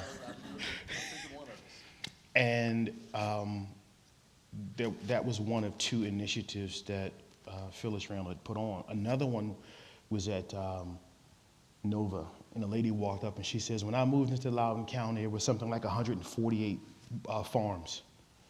She goes, those are all gone. They've been replaced by wineries and breweries, right?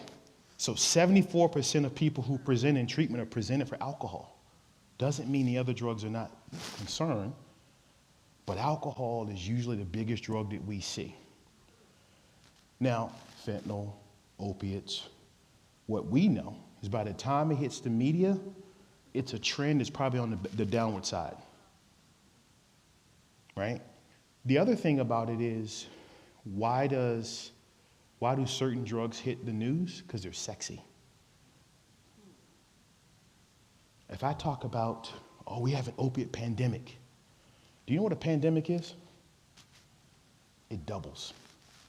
So if I have 1 overdose tomorrow and 2 today, I can call it an epidemic. So the language, we can all get hijacked by language. And so it's interesting, again, it's my responsibility to my profession, but to the community to talk and educate and communicate. When it comes to understanding addiction, there's 3 levels. I pulled this from Cindy's book. She's written 3 books on harm reduction. She and I are doing a bunch of conferences this year and talking on the topic.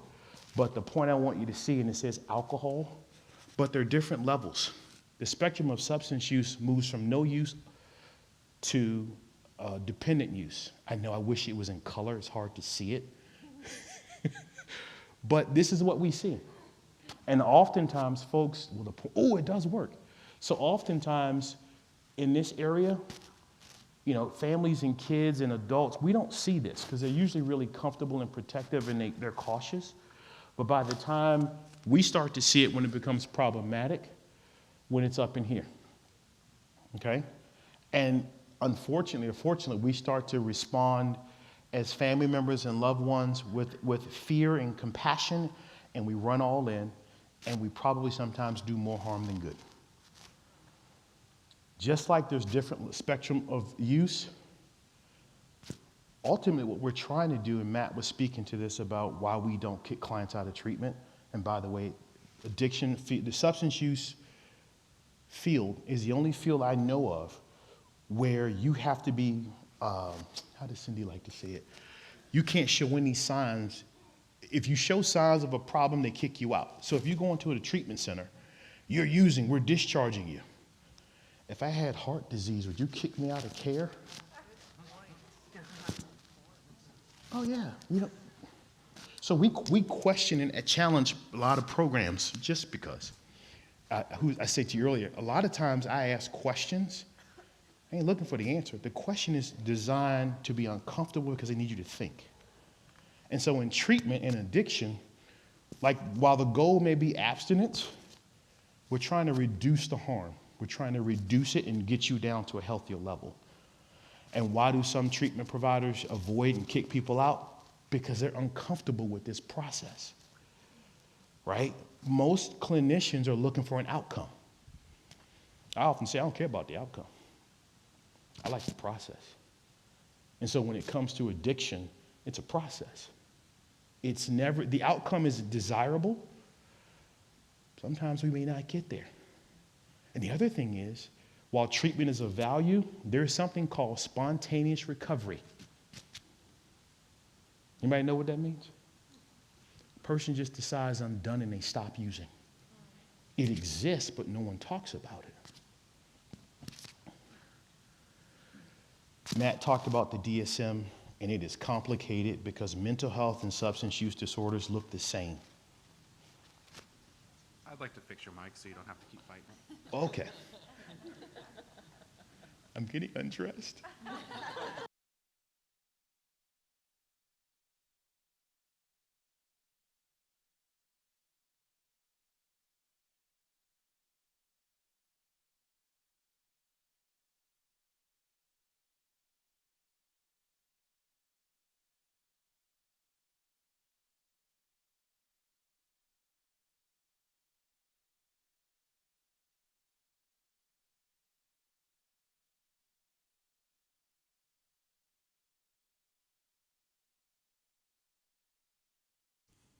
Now talk to me. Yes, sir. Beautiful. Useful. So, hey, this afternoon, because I got a tea time later today, this is all going to hurt. Yeah.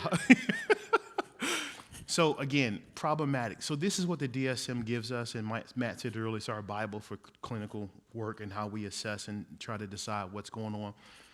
There are 11 criteria here. It's a lot, right? It's a lot to figure out. And Matt was spot on.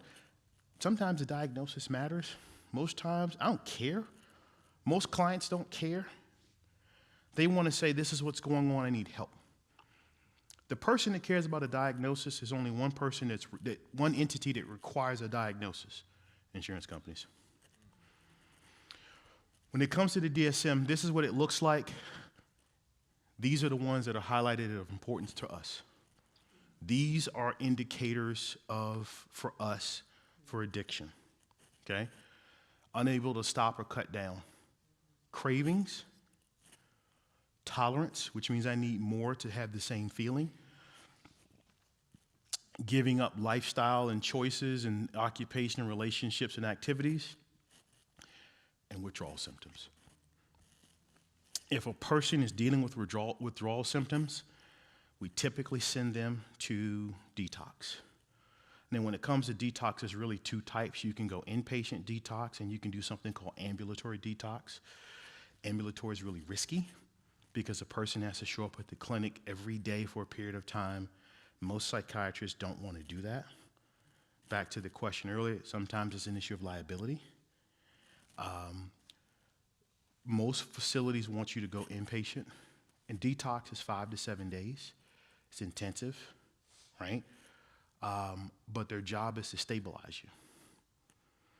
Most opiates, for the most part, the detox can be done at home, just hurts, right? Alcohol, it's the one thing that you don't detox from at home. The DTs, the tremors, you can die from them. So whenever there's alcohol detox, we always go inpatient. And then it becomes, where do I go, right? And so oftentimes that's driven by means, financial means. In the area, we have Northern Virginia, NOVA, we have the CATS program. They're decent, right? But they're a one-size-fits-all facility. You're not going to get the information you want as to what to do. More times than not, if you've been through the program, whoever's there going to be detox, you're going to get notified the day of, we're discharging. Well, I didn't know. Well, the insurance company decided to discharge.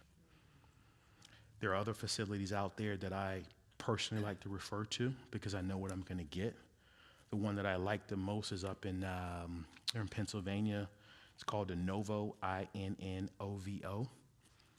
I send my most clients there because I met the clinical team. I like how they do the work, and they stay in contact with me. But this is what the DSM looks like. These are the highlights, the ones that we have to look at when we talk about addiction. Again, I said earlier, mild, moderate to severe. Substance use is on a spectrum. We often say that not all use is addictive use, but we look at it closely. And Matt talked earlier about the assessment phase. In the assessment phases, we recognize that somebody coming to see us isn't going to be forthcoming. That's why we like to get collateral contact or information from you or someone else. If you're not part of that assessment process, most of we're talking about adults, they have to consent. If they don't consent, that's problematic. But as a provider, I'm going to say, listen, what you have to say to me is your truth, and I really want to hear it. Would you please allow me to talk to mom, dad, spouse? Because they're going to see something different. It's like sitting in this room, right? You see this room from this side. If I'm on that side, I see it differently. Would you please permit me to talk to them? I'm not disclosing anything, but I want to hear their side. Now I've been around for a while, so I know how to ask questions. I know how to get permission to connect with the client and get other information because it's a lot to try to figure out.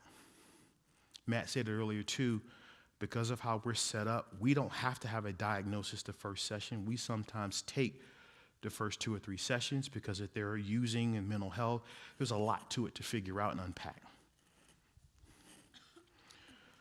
So the change process, I'm going to kind of talk about some of these things. Some of you all may have heard it. If you haven't, it's new, that's fine.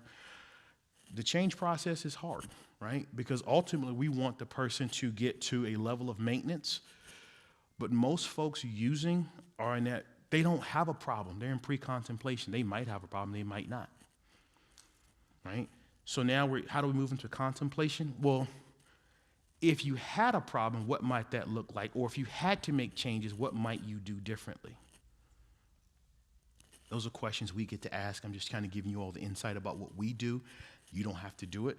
1, 2, no one in this room is emotionally capable. You're not capable of helping your loved one because you have emotional investment in it. As therapists, we care, but some of us are driven by fear. We're not, because we understand the process. I tell this to all the families that call. You are not capable of doing what I do because this is your husband, your wife, your son. And I say this to them all the time. If my kid was using, I'm not capable, but I've also threatened my son with violence. So I usually say, hey, Tell your friends, you've seen my dad, right? Yeah, he's not all there. I'd rather you all not like me than deal with him. I even laid out for him, if I find out, it's going to be a misunderstanding. You can call the cops. They're going to release me because I don't have any charges. I'm coming home and get you again. So preparation, right? So what are the steps I have to take? Action is doing the steps. We recognize that it's not going to always work the first time, and that's okay.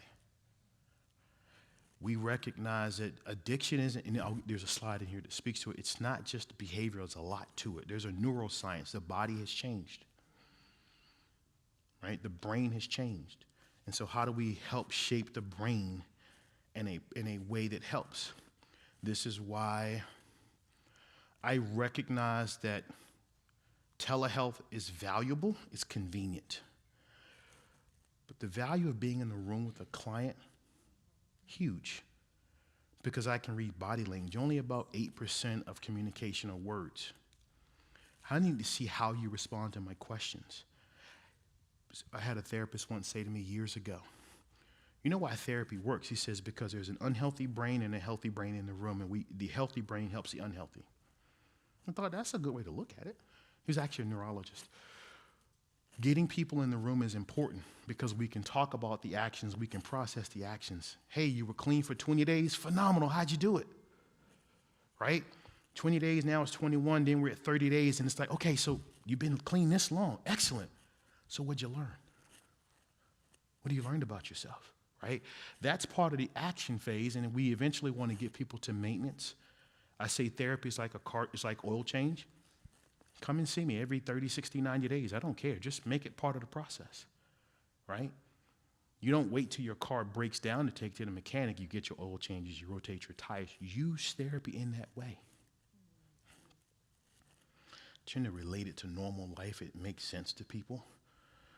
Somebody asked me, why do I like working with clients? I say, because it's fun. And I found, for me at least, the easiest clients to work with are clients who had some type of athletic experience, because I pair their treatment with their sport. I had a client once who loved baseball. Couldn't hit a curveball. He's struggling with drug and alcohol. I said, well, how'd you hit a curveball? I did X, Y, and Z. I said, well, just take the same method and apply it to your treatment and you'll figure it out. You think, why did I say it to you? I'm just making it up as I go along. No, try it. But those are the stages of change. And these are the questions that we may ask. Right? That's what stages of change looks like. This is treatment and recovery for us. This is how we look at it. Now, this is the one tool I use all the time. It's easy. You all are not to use this, but I'm going to explain to you what it is. Because it actually tells you everything. So I'll explain it. So, box 1, quadrant 1, well, let me stop. Benefits and pros, or benefits and consequences of substance use, using and not using, right? So I'm hitting all positive, negative, positive, negative. So quadrant 1, what are the benefits of using? Quadrant 2, what are the consequences of your use? Quadrant 3, what are the benefits of abstaining? Quadrant 4, what are the consequences of abstaining? So I give this to a client and I say, okay, you got it? I explain this. Yeah, I say, put a big X in quadrants 2 and 3. I don't care. Because they're logical. Right? We all know what the consequences are if you use. It's logical. Right? Quadrants 1 and 4 is where the therapy is. Now, full disclosure, when it comes to addiction, the biggest problem that we have in our practice, we don't just look at the behavior, we also look at the why. For us, it's always why, and this actually is the why. Quadrant 4, if you gave up drugs, alcohol, what would life be like? What would you have to deal with? And so what I'm doing is I'm actually pushing you beyond the behavior. I'm trying to get to your why. Right? It's like an iceberg. It's a metaphor we typically use. What we know about an iceberg is much of the surface, the mass is below the surface. You see the top. Who cares? When it comes to drug use, it's not that I say I don't care, I care, but I want to know why. What's the value to you? Because clients will start to tell you. The thing I like about this too is I can give this to a client, say this is your unofficial homework. When you're done pondering this and thinking, let's talk about it. This process can take 2, 3, 4 weeks. They'll give me a list.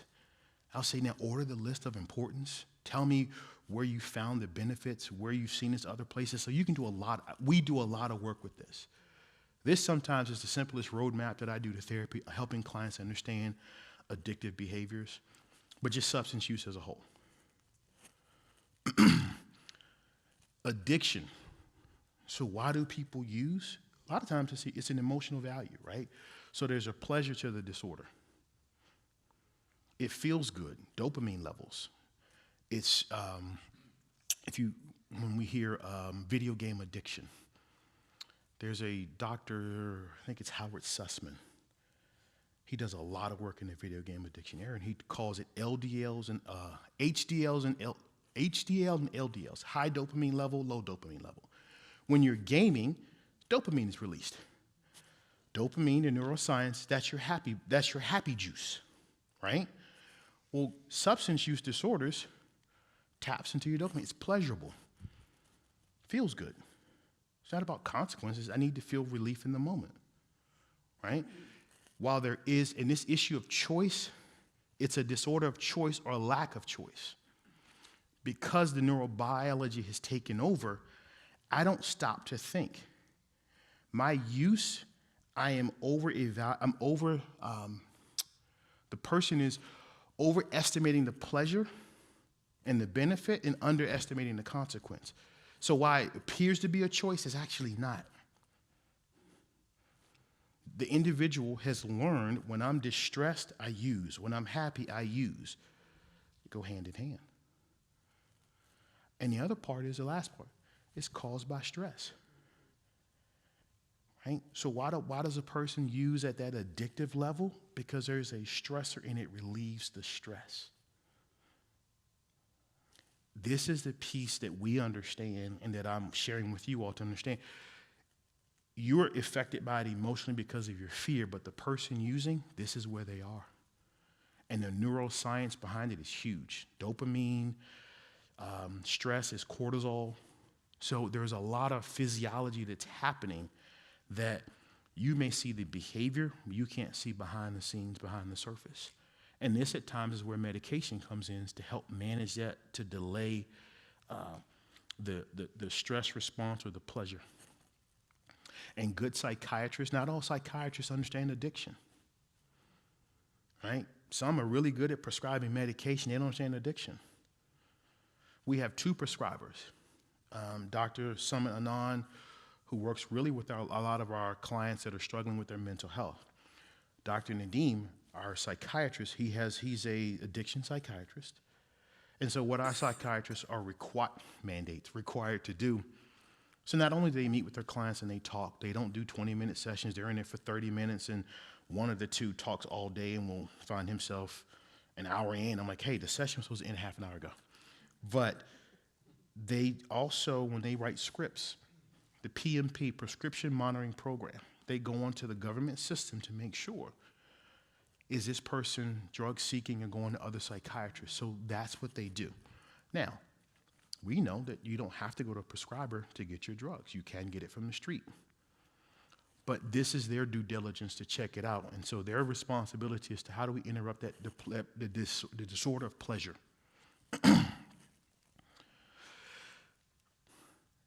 I saw this slide a while ago and I loved it. Because to me, it explains recovery in that it's a lot of pieces to the puzzle, right? It could be 12-step facilitation. Treatment, it could be an inpatient program, it could be a detox, diagnosis. Recovery is different for everyone.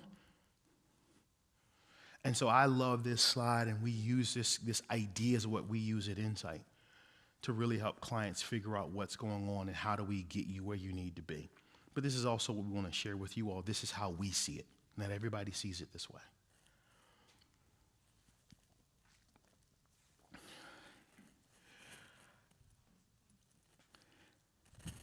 28, so most of society thinks rehab, and they think 28 days. And I ask questions. Why 28 days? And I tell folks, you do realize that's not a medical model. Like, what do you mean? The 28-day idea, the 28-day rehab model, it's a military model. So if I'm at Fort Bragg and I'm out of control, I've been drinking a lot, and I've got to be to Fort Belvoir, what's today? At a certain point you get old, you gotta have readers. So today's the 5th.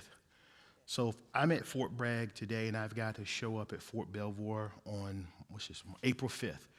Craig, you gotta report in 30 days, go get yourself together. The 28-day model was from a place, I forgot the military term, when you go from this operation to this operation. That's where it came from. The medical model isn't 28 days.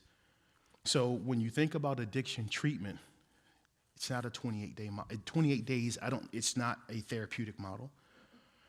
If we're talking a person is addicted and they meet criteria, we're talking, and they may need a detox, they may need an inpatient program. The more appropriate, healthier ones are usually 45, 60 days. It's a foundation and stabilization.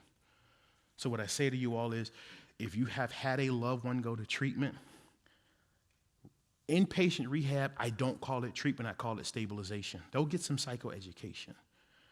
But if you've had someone go into an inpatient program, week 1, they're detoxing. Week 2, they're angry, they're there. Week 3, they're starting to get it. Week 3.5 to 4, we're looking at discharge. So you actually need more time for stability. Do people get it? No. But sometimes we take what we can get, right? And that's okay. Recovery does not always mean 12-step facilitation. It could. But what 12-step facilitation is really about connection and support, right? The recovery, as I said on the other slide, it looks different for different people. It might be 12-step, it might be AA, it might be NA, but it might not be. And that's the piece in terms of addiction treatment. How do we figure out what this person needs? I'd love to have a one-size-fits-all, but it won't work. It doesn't work. It rarely works the first time. It's very, very odd, very, very rare. Oftentimes, people will do treatment because there's some outside force. Your spouse referred, your court referred, right? So sometimes we need external consequences. We got Loudoun County Sheriff saying, you got to do this or else. It's okay to have an external motivator. We really need to work, how do we make it internal? And so if your kid has been clean for 28 days, 30 days, the motivation we'll try to work is, well, what's it like for you? How'd you do it? How do we make it internal? How do we help them own the recovery process, whatever that looks like? And that last bullet, I don't like it, but the reality is sometimes relapse is part of the process. Because going back to neuroscience, they're not intentionally using, they're looking for relief. I once heard somebody say a relapse is the body's indicator that it's struggling. And oftentimes what we will say is, not that you've lost your clean time, but the question is, okay, you relapsed. The use wasn't the relapse, it was leading up to the use. That's one. What'd you learn, right? And what do we need to do the next time? So if we got 40 days, how do we get 50? What do we need to tinker so that the next time we get more time, more clean time? And so these are some of the concepts and the ideas that we're looking at in terms of addiction, because you all have seen it, you've lived it. This is what's going on inside the rooms. This is what we're asking.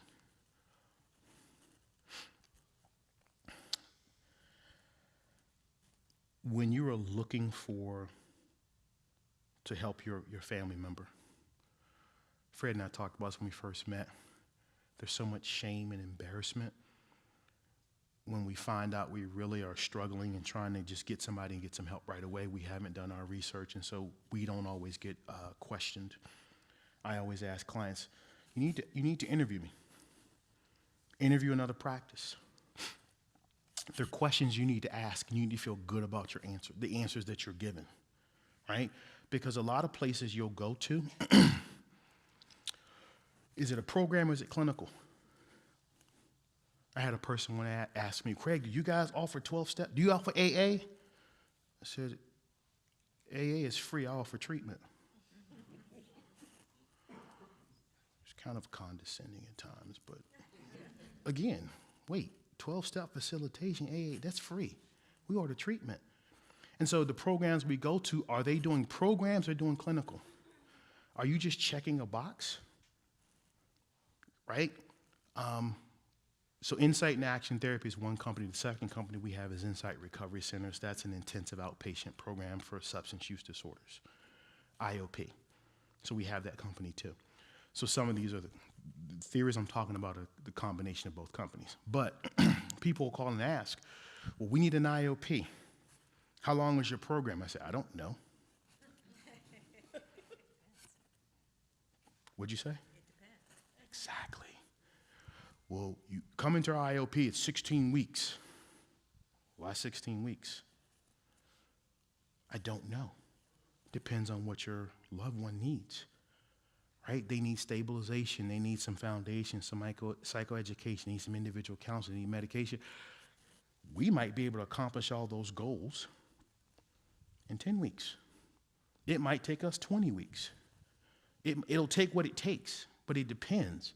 Right? So we're not checking a box. We're looking at what are the factors we need, you need, this person needs to get better. And success rates, what does that mean? We're 80% successful. What's that mean? How do you determine success? Right? Because they're clean? Well, they've been clean. How long? 30 days, so we're successful. What about 6 months from now? So again, is it on here? Oh yeah, buzzwords. Oh, they drive me nuts. Do you do DBT? Do you do CBT? Well, any clinician half their weight and goal should do all of those modalities. And the best one I love is we're trauma informed. Anybody know what trauma informed means? Have you had trauma? Yes, I'm trauma informed. All it means is I know how to ask questions. That's all it means. It's buzzwords. I love my profession, but oh my goodness, stop. Because there are families that are really struggling, and using buzzwords to get them into your program is not helping them, and it's having the person in treatment say it doesn't work. Some of you, if you've had a family member go to a program, we've been 6 times, 7 times, and they'll say therapy doesn't work. You know why? Because somebody's talking about buzzwords. And somebody's trying to say, you know what, 16 weeks, 18 weeks. It's not giving you the individualized care that you need. Some of this is run by the insurance companies. So and I appreciate you all being here, we actually have to require more, right? And so sometimes I've actually had clients go to HR and have complaints and have conversations with the CEOs of the companies to tell the insurance companies, what you're providing us is crap, we need more. Length of care, I don't know. Because ultimately, post-acute withdrawal symptoms. I can be clean, but I can still be going through withdrawal symptoms. It's real, right? Agitation. So what we're really trying to do is, how are you coping with life? Something that we actually try to have clients do is if you think about a calendar, if you break down a calendar into quarters, every quarter of the year there's a major life event. How do they make it through it? The first quarter we have Valentine's Day, beginning of spring, July 4th, all those national holidays. How do we help people get through those seasons of change per se? Right? And the hardest one is the fall, seasonal affective disorder. I'd heard about it before. Yeah, whatever. My office has this really big window. 3 years ago, I'm like, this is driving me nuts when I look out my window at 5:30 and it's dark, right? Love the window, hate the window. So the fall is a real high time for relapse. Not just the lack of sunlight and vitamin D, but also the expectation of the holiday season. I often talk to families because every year, October, November, we start getting a lot of calls around this idea. And I usually say, manage your expectations. They've been struggling all year, but you saw the Hallmark Channel. And Christmas looked really good on the Hallmark Channel. It's not life. I use that because my wife watches it, and I come home like, you got to change this. I can't watch this. This is not life. But the idea is managing expectations because you all love folks and you want them to get better, but it's tough because you don't know what you don't know. And addiction is real. And how do we help folks get through and figure it out? So now for you all, that's about your loved ones. I get calls often. The practice gets calls often, and people said, I had a call late from a lady yesterday, we want to do family therapy. I said, why? Well, we need to repair the relationship. I said, well, who wants to repair the relationship? Is this you and your husband with your son? Does your son want to be a part of it?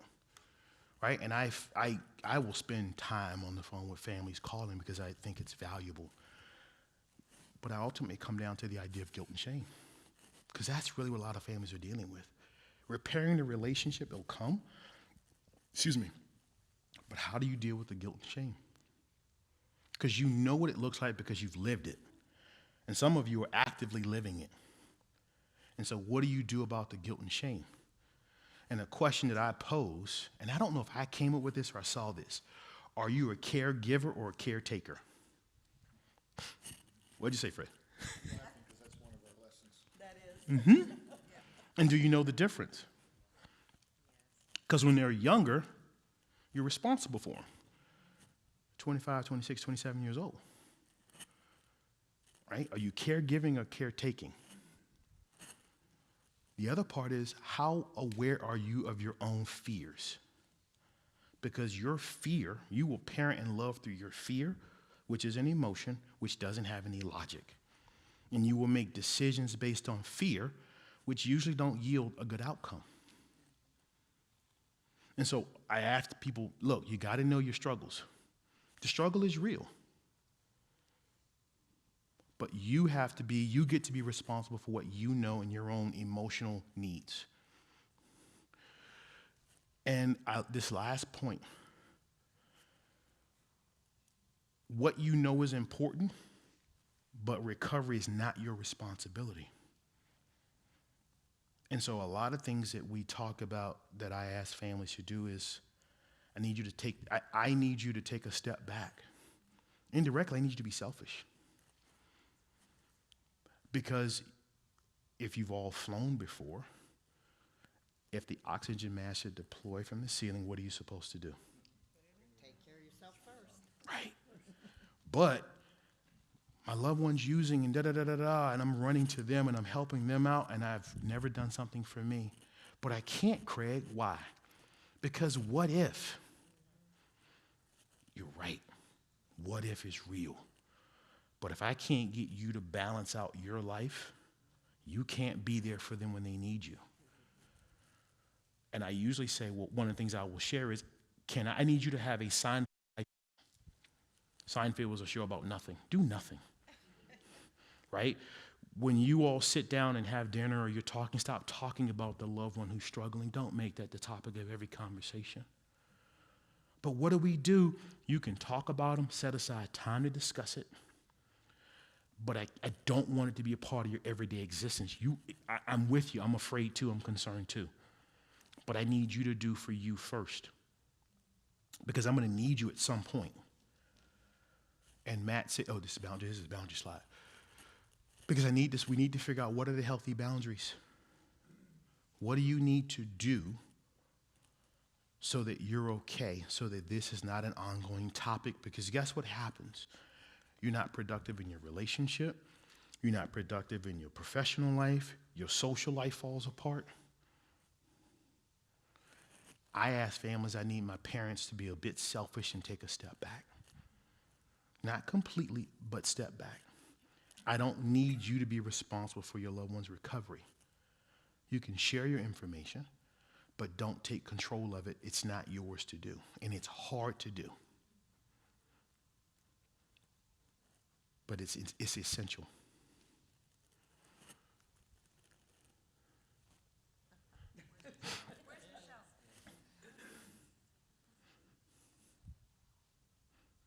I'll just let you read it. We repeat that every Monday. Good.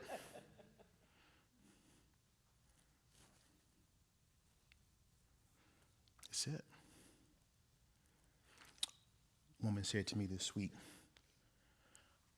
I'm walking on eggshells. I can't say what I really want to say. I said, why? Because it might trigger my son. So let me get this straight. You don't want to be authentic with your kid.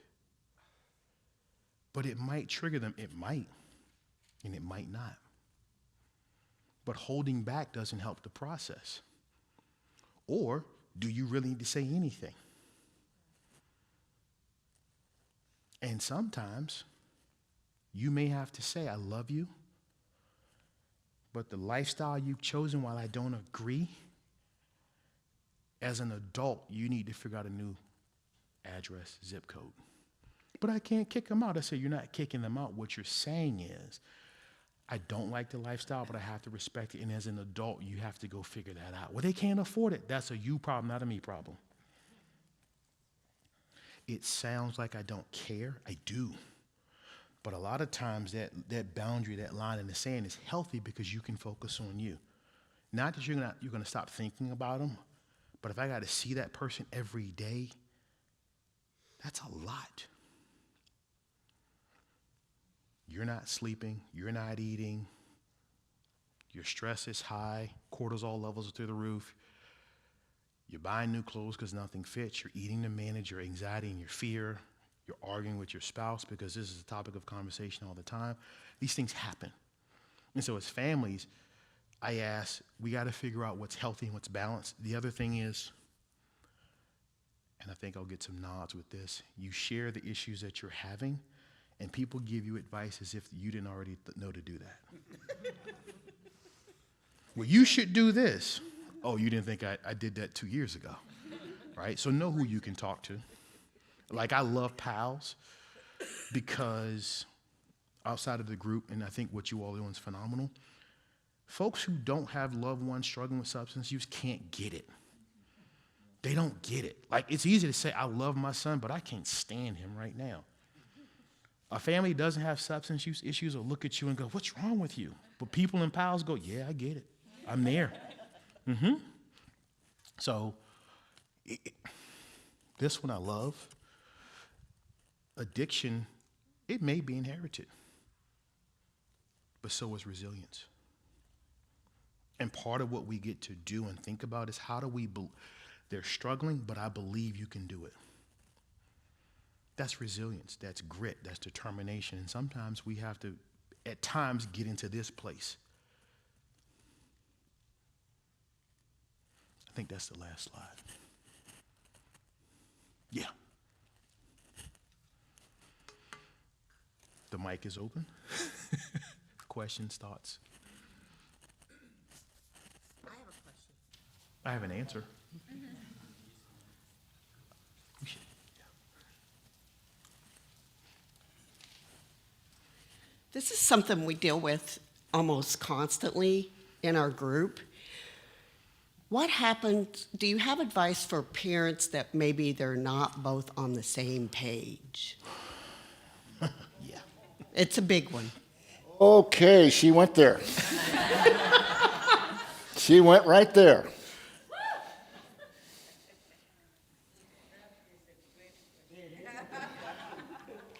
Switch roles. Ooh. What do you mean?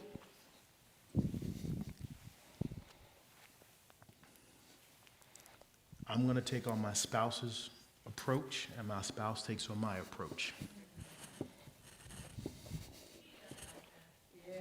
Huh? That sounds too simple. Give me 2 roles. What are the roles? They're not on the same page.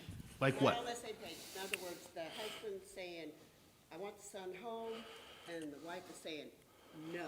Okay, The boundary is they are not. For those who aren't here, I'm going to repeat that question. Behave and go to the mic. So what if the husband wants to, so repeat it again so I can repeat it, please. What if the husband wants the son home or daughter home, and the mama doesn't? What if the husband wants the son or daughter home and the mama doesn't? How do you deal with that? So the mama wants to, so now instead of the husband wanting the son home, the wife says, I want him home. And the husband takes on the wife's role of saying, I don't. Basically, we're just taking because there's a why to that, right? They're not on the same page. Why are you not on the same page? So my answer is probably too quick. Why do you want him home, and why are you saying no? I need to understand their why. And because there's probably a common theme somewhere in there. Mm-hmm. And so what's the common theme? And through that, we can come up with a solution. The simplest thing is, okay, well, then you say what she says and you say what she says and talk from that point of view and see how hard it is. It's tough because it goes back to the idea of shame and guilt. If we don't bring him home, what did I do wrong? So the other side of that, Craig, too, is that this situation is that if they are out on the street and mom or dad, one wants to bring them home, we also have situations where they're home and one wants them out and the other one wants them to stay. Same solution? That one's tougher when they're in the house. Yeah. Because to put them out, you have to provide them eviction notice and you have to give them 30 days. They And have to be it's served. funny you say that because one of our panel members is going to talk about that very thing. And it causes a lot of conflict. So when they're in the house, it's tough because there is no easy answer. I usually would say, look, I got to sit with both of you all and figure out why. Again, a lot of times I go for I'm trying to understand the emotion that's driving the behavior. And so I got to figure out why. Right? I want them out because they're disrupting our relationship. They are. So that's where we start. But what if they go out and that's going to happen too? But they can do it right there in the home. They could. I've even had families who are so caught up in that dynamic. Here's what we'll do. We'll get them, we don't get them an apartment. We'll get them a room someplace and we'll pay for 2 months rent. And the rest of it's up to you. Right? There are a lot of negotiables that we can try. Don't you also think that depends on the age of the adult? Shouldn't an adult be an adult? They should be, but have we required them to be an adult? Good point. I do what you permit me to do. Would you mind, just for the sake of driving the point home, please repeat that? Have you required them to be an adult? I believe that anybody whomever we're talking to, that person's capable. But if you've never required it, it's not about them. What is your tolerance for your child's distress? Can you take a step back and let them struggle? And it's hard, as we all know. Oh, yeah. These are hard things. Those of you who, most of us here have kids that we're dealing with this. Some don't. And I appreciate that you brought up the well-meaning friends and their advice because you have no idea. There's no possible way you can understand what this is like, and that's okay. But there are things you can do to support, and that's just be there. Can I ask another question? You're on a roll. I'm on a roll. All right. These are things that we deal with, but let's say, we were talking about the dual diagnosis, and let's say, oh, well, my child has a mental problem, but they're using, so I must do something. Yeah, you should come up for this one. Because here's what I know about dual diagnosis. Sometimes we're looking for the why and we'll excuse behavior. But they're dealing with, they have depression. What does that mean? Well, they're using to manage depression. Okay, well, if you know that, that's okay. That doesn't mean the other stuff can't be addressed. Not uncommon that folks are looking for the why. Sometimes the why is, because, well, Craig, they're using. Why are they using? Because they can.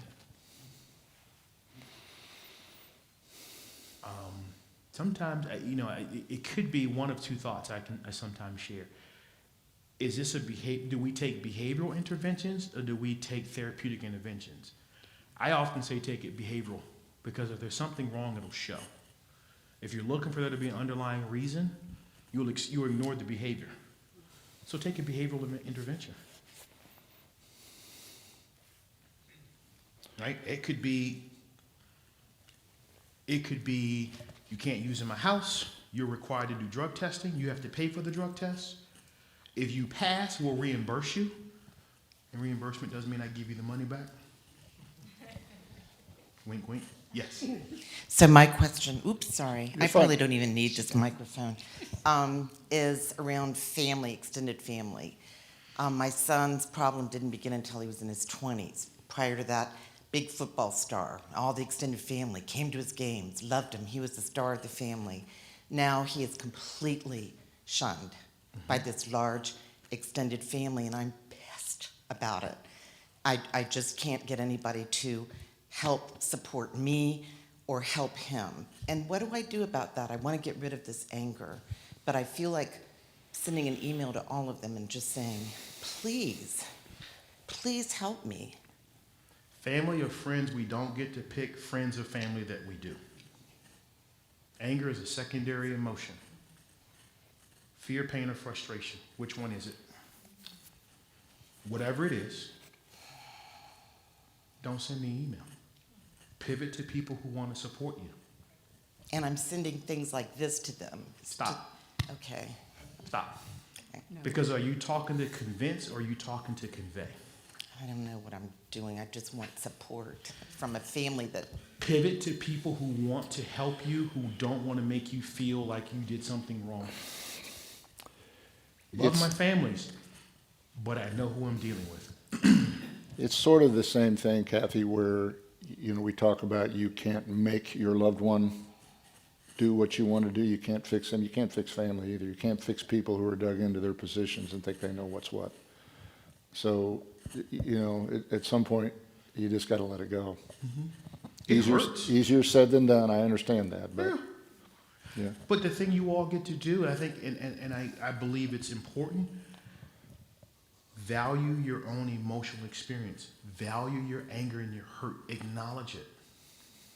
I don't have to act on it, but I'm angry, I'm hurt, and I'm pissed. Right? But I don't have to do anything with it with you all. I can love you all from where you are, and you don't know, because here's what's going to happen. Somebody in that system's going to have the problem. Right. You make me feel like I'm tested on here. Can you help us? Because you've gone through this, right? And when they come to you, open your heart Yes, I will. and be there. Yeah, that's... Okay, hold on, we need a mic here. Let's go back to the, Kathy ruined the show here. Let's go back to the mic I do stand. that always. It's Kathy, lady. Let's go back to the mic. Yeah, this Kathy lady, I don't know. While we're doing that, can I have the panel to come up, please?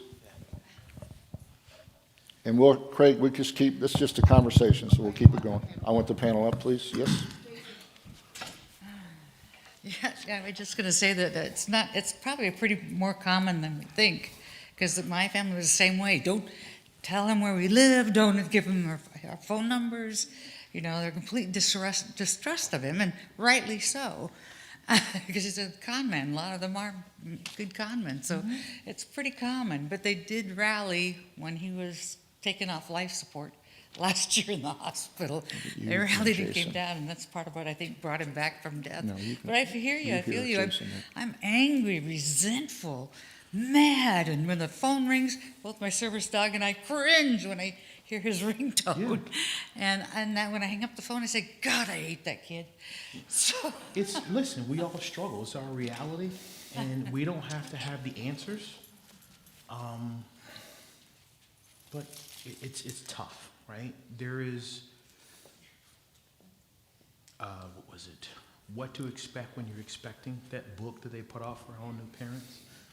Remember, my wife had our son. She said, you can read that book? I'm like, for what? I go, our parents didn't have a book. And I said to my wife, be mindful. All that book does is cause anxiety. Yeah. My kid didn't meet these milestones they're not supposed to. Figure it out, right? But they don't do a book for this. And the thing I'd ask you all to do is get your resources, ask questions, interview facilities. There are a lot of facilities out there. If you're looking for facilities, a few tricks. Each of you has Writing treatment facilities near me, but you still have to be careful because the high-end treatment facilities pay tons of money to post, to say on Google Analytics and SEO, that's where they're located. I talked to a father yesterday. They said they were in Roanoke. I said that's a P.O. box. So do your research. Google treatment centers around me. Interview the facilities. Ask about the clinical team. Ask who's licensed. Ask who the owner is. Ask tough questions. Create a resource pool for yourselves so that you can share those things when you need them. Because it's helpful. It can be helpful. I have one quick question about Insight into Action specifically. Do you guys provide, I'm thinking about all these parents asking questions. I'm not a parent with a substance using child, but I'm wondering if you guys provide therapeutic counseling for parents, right? Because I'm hearing all these questions, and I'm really, you're hitting on all these unhealthy reactions that we have as parents or as someone who loves somebody with an addiction, and we're not looking enough at ourselves, and then how unhealthy we become and get involved in the process. So I'm just wondering, my question is, does Insight into Action offer therapy kind of like, whether it be marital or individual therapy for parents? So I'm going to try not to complicate the answer, but the answer is yes. So Insight into Action therapy, yes. You can, we're a private outpatient facility. It does not participate with any insurance companies. Yes, we do that. The second company, Insight Recovery Centers, that's an intensive IOP. It's licensed by the state. If you have a loved one that is in that program, family therapy is included in anything you do. And on Mondays, if you have a loved one in our company, in any level of care we have there, Mondays from 7:30 to 8:30, we call it a multifamily group. People sometimes show up, folks sometimes don't. I actually facilitate that group because I recognize that the families that are in our program need something more. And I don't talk at all about the person using. It's a lot about what's going on with them. What do you need? And a lot of them say, Craig, I hate your group. I go, why? Because you keep I want it to be about such and such, but you keep making it about me. Yeah, I'm doing it on purpose. So. Got one more? One of the things I'm doing for myself, and my wife actually did this too, is I'm involved in Celebrate Recovery. I don't know if you guys have heard of that. Sure. It's a Christian 12-step program. And I heard about this because of our son. When he was at Ashley, they told us about this program. And anyway, now I'm in a step study, which is with 7 other guys, and it's a closed study, biblically based. And I realize not everybody here is a Christian or different faith, whatever, but it's helped me. And I guess one of the things that we're working on step 4 where we're building our own inventory. And it's like everything, it's like, who have I hurt? Who has hurt me? And what can I do about it? Anyway, to get to the question, does your group, does your practice work with people like me that are in Celebrate Recovery to help them with some of the things I'm working on? I mean, is that a group that you support? Is that something that you can? We support people doing anything they think they need to do to get better. Right. We don't require 12-step. We don't require Celebrate Recovery. But if you found it, we give those resources. I think it's intherooms.org or intherooms.com. It provides a list of all those type of self-help programs. Right. So we provide those because we believe community supports are just as important as therapeutic. Back to that image about recovery. I don't care what somebody does, right? Get in, let's talk, let's figure it out. Because it's important for you to get clarity, if that's what the word is, to be better. Right. Yeah. I know that it's been helpful to me with our son, just dealing with that. I mean, even when he has good days, I enjoy being there, and because it's helping me deal with the things that I need to deal with, and of course, that his worry about him is part of that. Anyway, thanks. Thank you. Thank you. Any more questions for Craig? Craig, thank you very much. Thank you all. As always, let's give Craig a hand.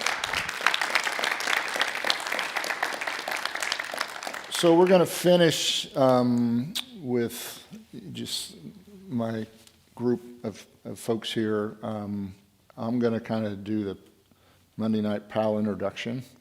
So we'll let them introduce themselves. And we certainly welcome any questions for you all, but I want you to hear our stories. We have Kathy and I are here on behalf of our son Jason, who's with us. He is a recovering heroin addict. He'll talk more about that, whatever he wants.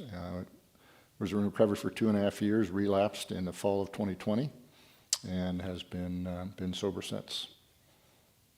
And you can say whatever you want, and I'll get in and grill you in a minute. Okay. Is this on? Yeah. Yeah, so, he Up, told up. you, I relapsed in November and late October of 2020. I had about 2.5 years clean. I think some of you I've met. I came out to PAL a couple of times. My story is not unusual. It's pretty atypical for an addict.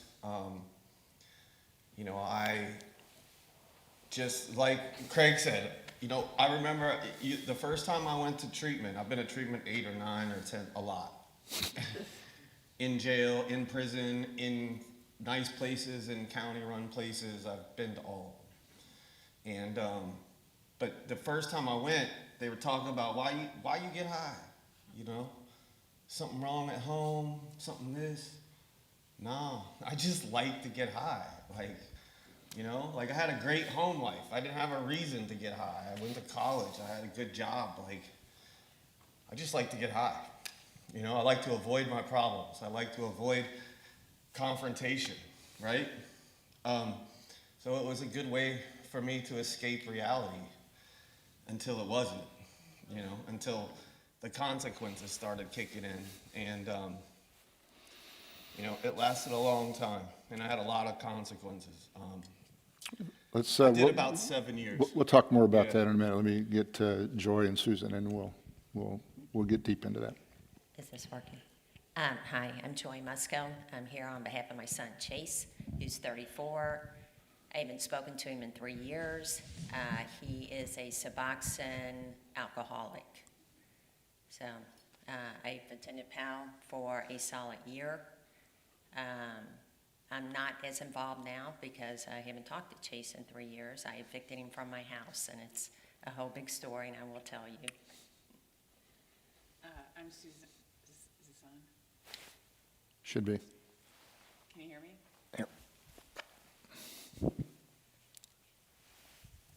Yep, you're on. Okay. Hi, I'm Susan Campbell, and I'm here with my 3 daughters. I started going to PAL March of 2019 on behalf of my son Cormac, who he used multiple drugs and alcohol, and passed away in July.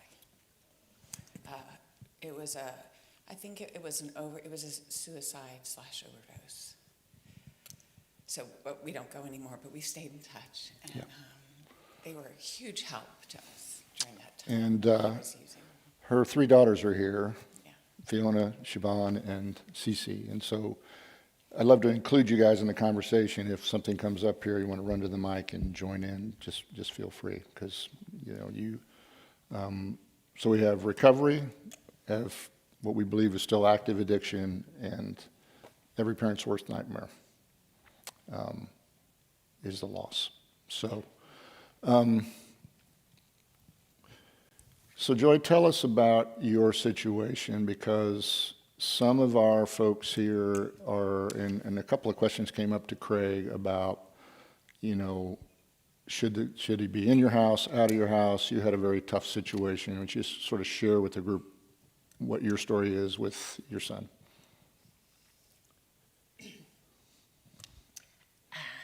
This is the first time I've seen you. We had attended the group together, so it's so hard seeing the girls. So I'm on the other side. I've attended some PAL meetings recently, and I hear, so many of you guys still struggling, and I'm on the other side because I've let go of my addict.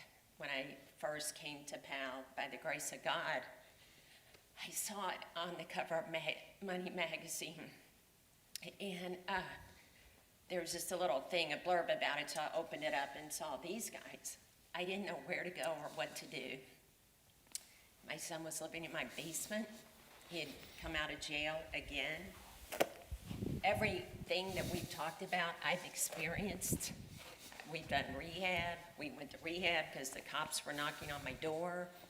We've been in therapy. Just a horrible, horrible last 10 years. So the last time he gets out of jail, he's sober. So I bring him back into the house. He lives in the basement, and I say, don't worry about getting a job. Let's work on getting you better. Within 6 months, there were all kinds of prescription bottles in my basement, alcohol bottles everywhere. And my 30-something is now behaving like an 8-year-old. And I can't get him to do anything. His mental state is so drugged up. All he does is sit in the basement in his, pajamas, underwear, and now people are coming in and out of my house through my basement. Drug deals are going on. The police have been to my house several times, and I think this is life. There's no way out. How do I deal with this? And then I started coming to PAL and realizing I don't have to live this life. So I give him alternatives, and the bottom line is I have to kick him out, and he takes me to court. I have to evict him. We are in front of a judge. He's giving his story, how terrible I am, and I'm telling the judge I have to get him out of my house. 30 days later, the police show up. They pack up all of his crap. He had spent the night out. He comes home that morning, sees the police, and says, what's going on? You can't make me leave today. I have to take a shower. I have to do all this. And the police said, no, you're out now. So they put all the stuff on the corner. The last time I saw him, he was in my garage, again telling me how much he hated me and what a terrible parent I am, and this is all my fault. And this was the hardest thing I've ever had to do, but I had to close the door and walk away. And of course it eats at me. It's always on my mind. Sure. But I have learned that life goes on. This is a choice that he has made. He's lived on the street many times. He's pulled all kinds of crazy, you guys know, you've been through it. Just when you think it can't get worse, it does. So for the last 3 years, my life has been good. I've done a lot of praying. I put it in God's hands. To my knowledge, he is living with his girlfriend, who he cheats on all the time. I think he has a place to live, but my life now goes on, and I'm happy. And I'm confident I can talk about this now. I just got to the point where we were both going down. I'm going down with him, financially, emotionally, everything. And I decided I can't. I'm not going down with you. I didn't choose this. So, honestly, I feel good. I think he will come back one day. I hope to God he does. I don't reach out to him. Every now and then he'll text my brother. But I think he'll be back, and I hope he does. But I'm prepared if he doesn't. And I've been prepared for a long time, so I think for the phone call. We all know what the phone call can be. But again, it's not a life we choose. And it's a life we can say no to. And bad things will happen to them on the street if they're living on the street, but it's not my fault. I didn't cause it. I can't cure it. And what's the other one? I can't change it. Yeah. So, And bad things will happen wherever they are if they decide to use. yeah. If they're active in addiction, it doesn't matter where they are. And Joy used to repeat that every meeting. Yeah. So, as you can see, this hits mothers the hardest because they're the nurturers and they feel the pain more than, not that we don't feel it as dads, but there's a different connection with them. And so, Kathy, would you just kind of share how you went through that when Jason was in active addiction? How I felt? How I felt? Yeah, what it was like for you. It was horrible. What were some of the effects? What were some of the impacts? I just felt like, I felt like a part of me died, you know? Because, and it was just excruciating for me because watching him go through this behavior was so hard that I, like Joy, had to just say, I can't walk it. I just can't walk this any longer. And so when I didn't talk to Jason for 2 years, it was really hard. And I prayed a lot, cried a lot.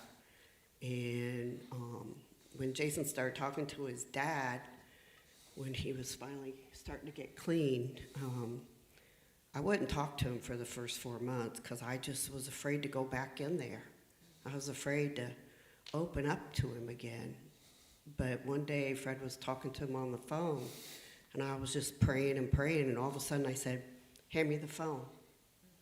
And Fred's like, are you sure? And I'm like, yes, hand me the phone. I want to talk to him. And the first thing I did was I immediately told Jason my boundaries and what would happen if he overstepped them, and he totally respected that. And he's respected it to today. And our relationship's good. Thank God. So, and I'll just speak to what happened to us. It was an incredible strain on our marriage. It was pulling us apart to the point where I essentially had to, this will sound cruel to some of you, but this is what happens in these situations. I had to tell her she had a choice. She could choose me or she could choose Jason. But we're not going to go on this road together anymore like this. And I think she'll tell you it was a wake-up call. And it was the scariest thing I ever had to do because I was risking losing everything. But it worked. So, and that's not to glorify, me being a tough guy or anything like that. It was the hardest thing I ever did. It just made me open my eyes It's to what was really killing me. It's the choices parents in these situations make. It's what we go through.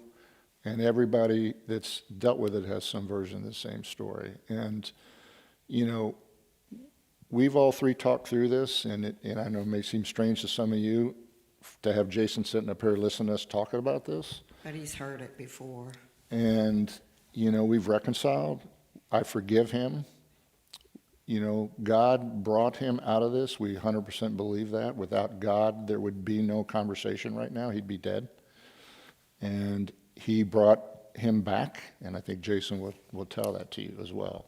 But it was in and out of county jails. He's been in every jail in the contiguous counties, from Prince William to Arlington to Loudoun to Fairfax.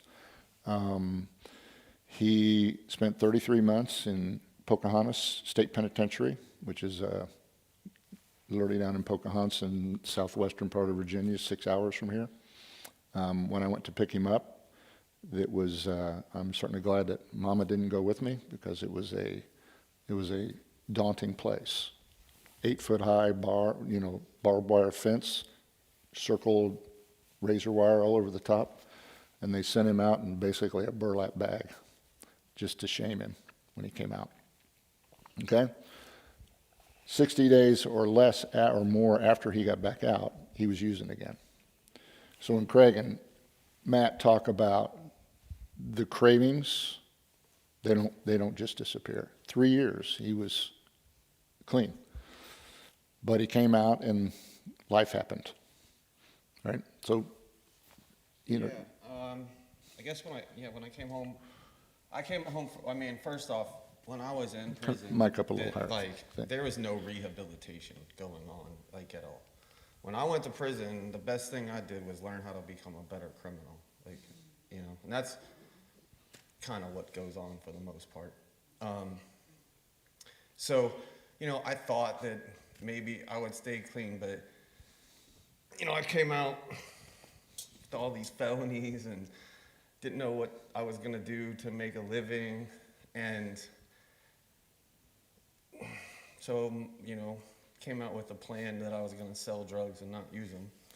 And anybody that knows anything knows that doesn't work. Brilliant plan, don't you think? Well thought out, well fashioned. Yeah, it's really well thought out. I had 33 months to plan this genius plan. And so I got out and I got out, what was it, March of 17. I was back in jail looking at double digits, like by October. To the mic up. By October of 18. I got arrested May 29th of 18 with, like a rap sheet, on probation, and a slew of new felonies in multiple counties. And Because you had jumped parole, right? I did a lot of things. You did a lot of things. And so, by the grace of God, I was sitting in Fairfax County. I'd been sentenced in Loudoun already. And I don't know what's going to happen, but I have somebody come to me and they tell me, this lady says, we have this new program at Fairfax County Drug Court. And all I hear, because I'm an addict in jail for a couple months, all I hear is if you do it, you can get out. Right? And so I'm like, sign me up. And I had a count, and she comes back, and I get admitted. I'm like the first person in it in Fairfax. But while I was there, I had a treatment lady, and Craig, you might. So I've known this woman. I've been in this jail a lot.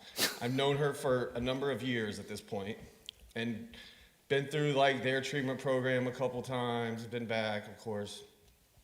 And she looks at me and she says, Jason. She says, don't do it. You're not going to make it. She's like, just take the time. And that's kind of when like a lot of things, fortunate for me, it went in one ear and out the other.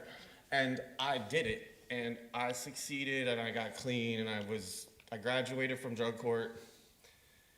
And I relapsed. I relapsed because I stopped doing the things that got me.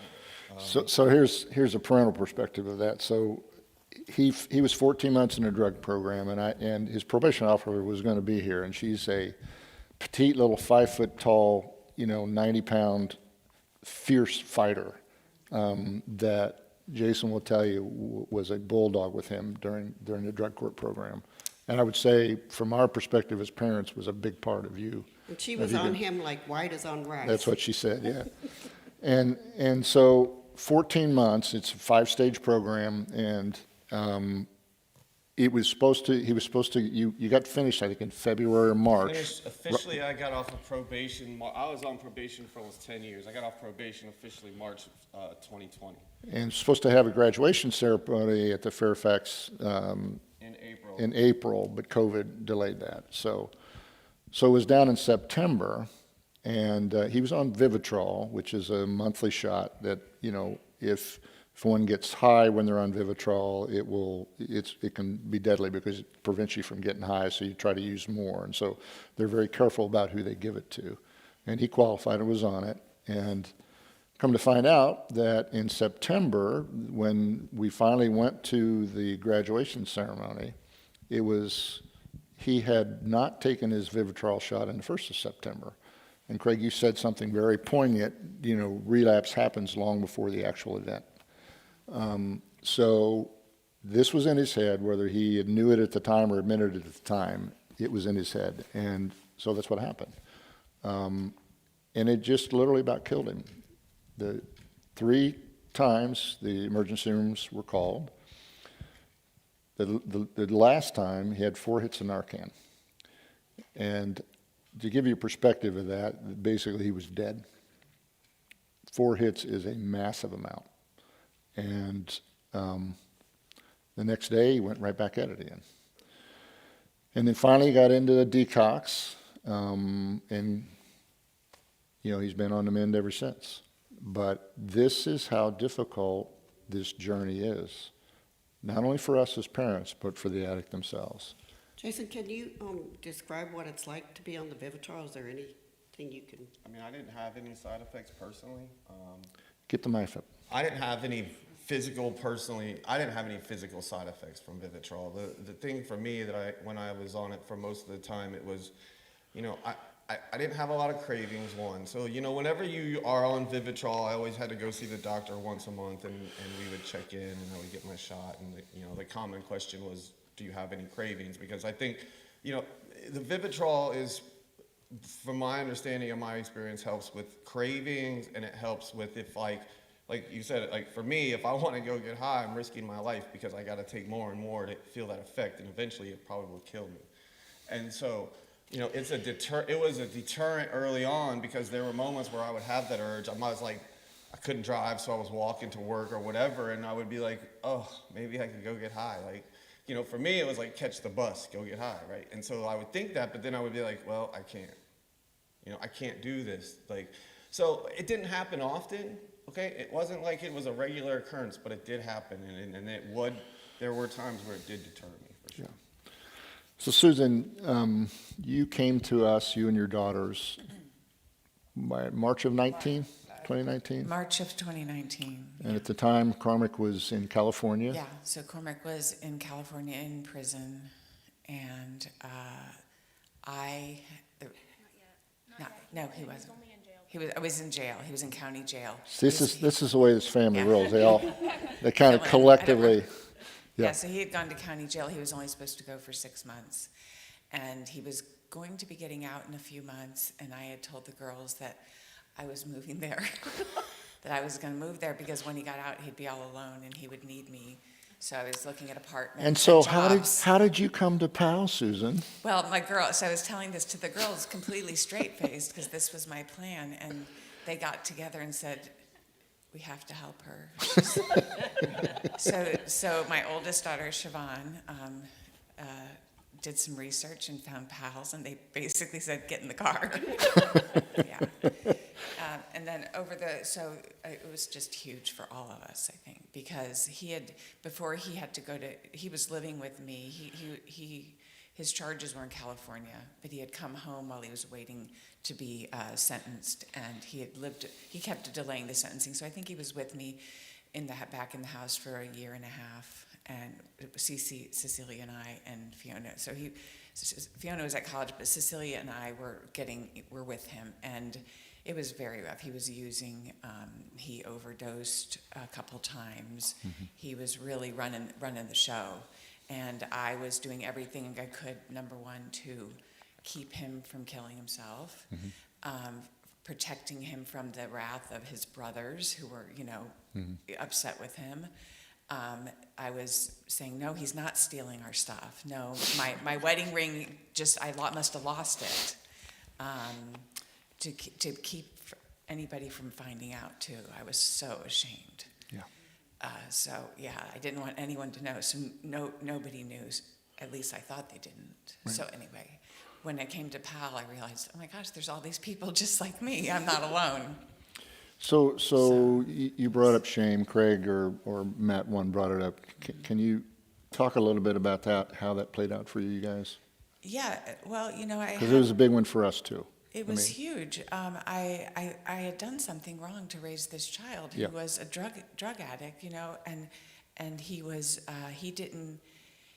he would do anything to get drugs, and I think he was dealing out of my house. I'm a medical professional, so I was like worried I was going to lose my license if drugs were found, you know, on the premises. And I was I had all these friends with these kids that were, you know. And I have kids like that too. I have lots of kids, and they're great kids. And he was a great kid too. He was a great, except for he had this addiction. But I didn't want anyone to know, because it would, like, what kind of mother raised this person who is you know, overdosing and buying drugs and you know, just doing these things that are, you know. So I didn't want anyone to know, and would just go like all these maneuvers to make sure nobody would find out. And it was funny, because when he died, one of my college friends was like, I don't remember you talking about him. You know, I don't remember Cormac very well, because, you know, I remember Siobhan, I remember, you know, but I don't remember Cormac because I didn't talk about him. But what am I going to say about him? Oh, he's the one in prison, or he's the one who I had to go to the CCU the other day because he overdosed. You know what I mean? So, we had the same thing, Susan. I know, Joy, you shared the same thing, but you know, we would avoid the conversation. He's our only son, and you know, Matt talked about. I think it was Matt. One of you guys talked about. You know, don't make the dinner conversation about the addict if you've got other kids. Yes, Craig. And you know, we were fortunate just to have Jason. So. Thank God. But when people would ask for a while, it was a similar story, but another time. And then after, you know, we finally realized it's not my fault, it's not her fault. The conversations were always very short. How many kids you have? One son, grown son. Where is he? He's in prison. He's a heroin addict. Oh, next story, next subject. And they were just like. But I mean, that's what the shame and guilt does. It keeps you from talking about it. You want to isolate. And isolation is the absolute worst thing that you can do as a parent or as a sibling or anybody. You can't go through this alone healthy. There are exceptions, I'm sure, but there are very few. So what was that like for you, Joy? It was horrible. You know, I'm a real estate agent, so I was always worried I was going to lose my license because drugs were in my house, and if the police come, people don't understand. Your family doesn't understand. Your family leaves you because they think you're not doing enough for this kid. Why aren't you helping him? Why aren't you giving him money? You're doing it for the other one. Why aren't you doing it for this one? We spent a tremendous amount of money, and you do just get to the point where it's just, I can't carry this anymore. Yes, I have two sons. One does very well, and the other one struggles. You know, he has drug issues.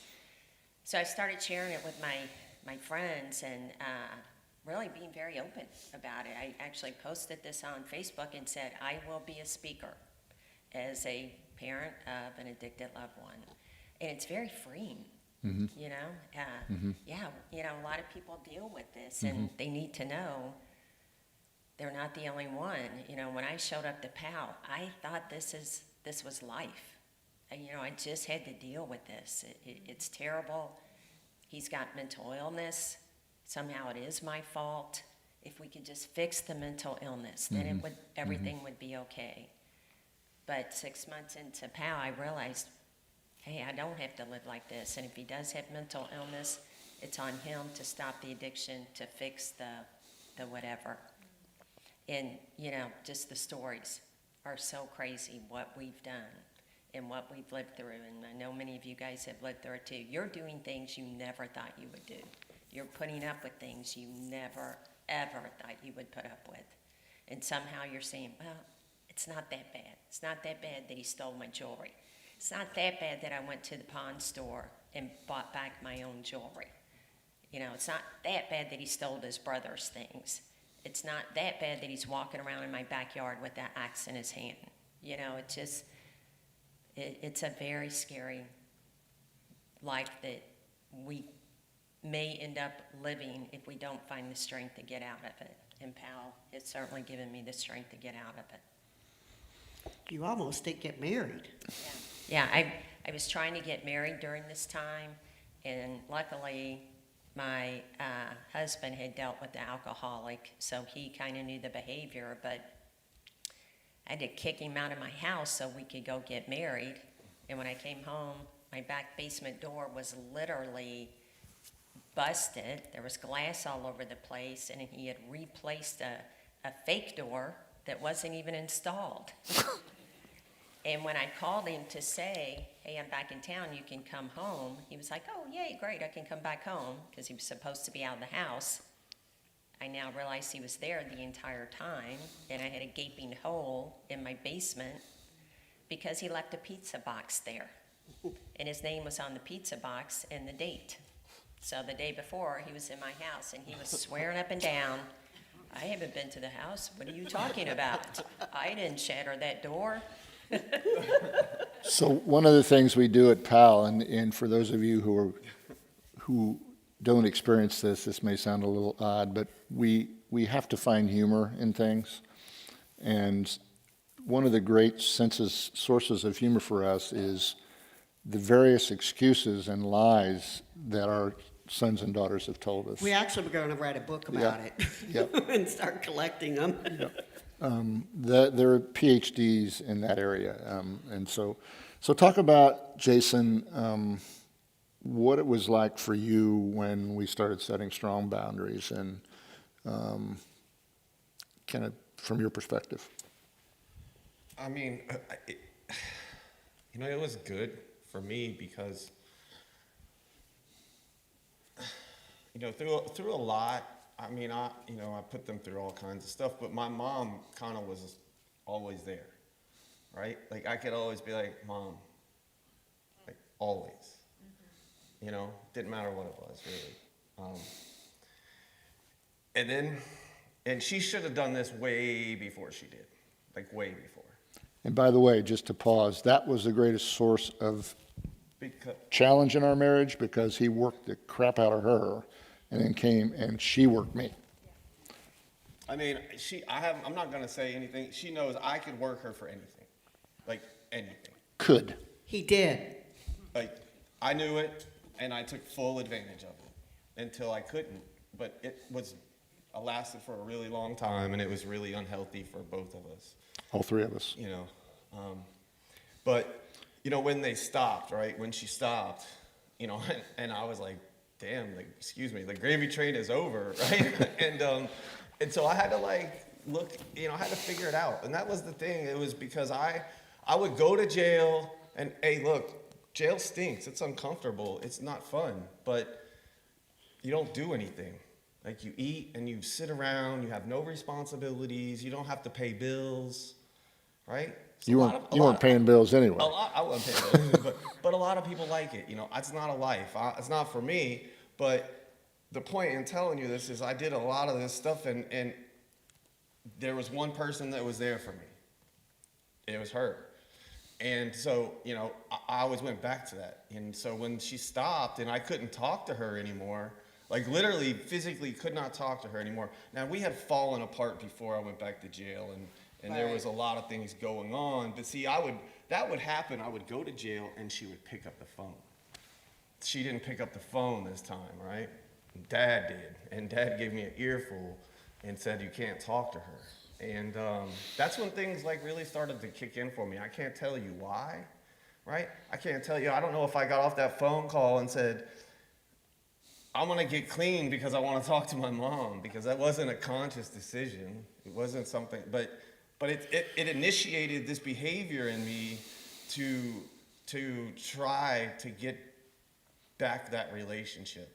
And I didn't know at the time if it was just because I wanted money on my books, right? That could have been my motivation, and it probably was, quite frankly, at that time. But the point is, it put in motion you know, to get me to where I am today. And if she wouldn't have cut those ties, and she would have kept giving me money and supporting me, I probably would still be in prison. By the way, the she was we. That's what I meant. But I wasn't calling you for money, let's be clear. No, I know that. No, you certainly were not calling me for money. Certainly were not. He knew better. So I'll talk about that phone call. This was 12 years of this, okay? And he had been on the lam since he got out of state penitentiary and skipped his parole. Actually sent us, while we were on the Outer Banks laying on the beach, sent us pictures of this beautiful apartment that he had and this artwork and this 65-inch television and this closet full of shoes. And Jason has a shoe fetish. come to find out, he made all that money gambling and was very proud of it. I mean, this is the crazy stuff that you hear, okay?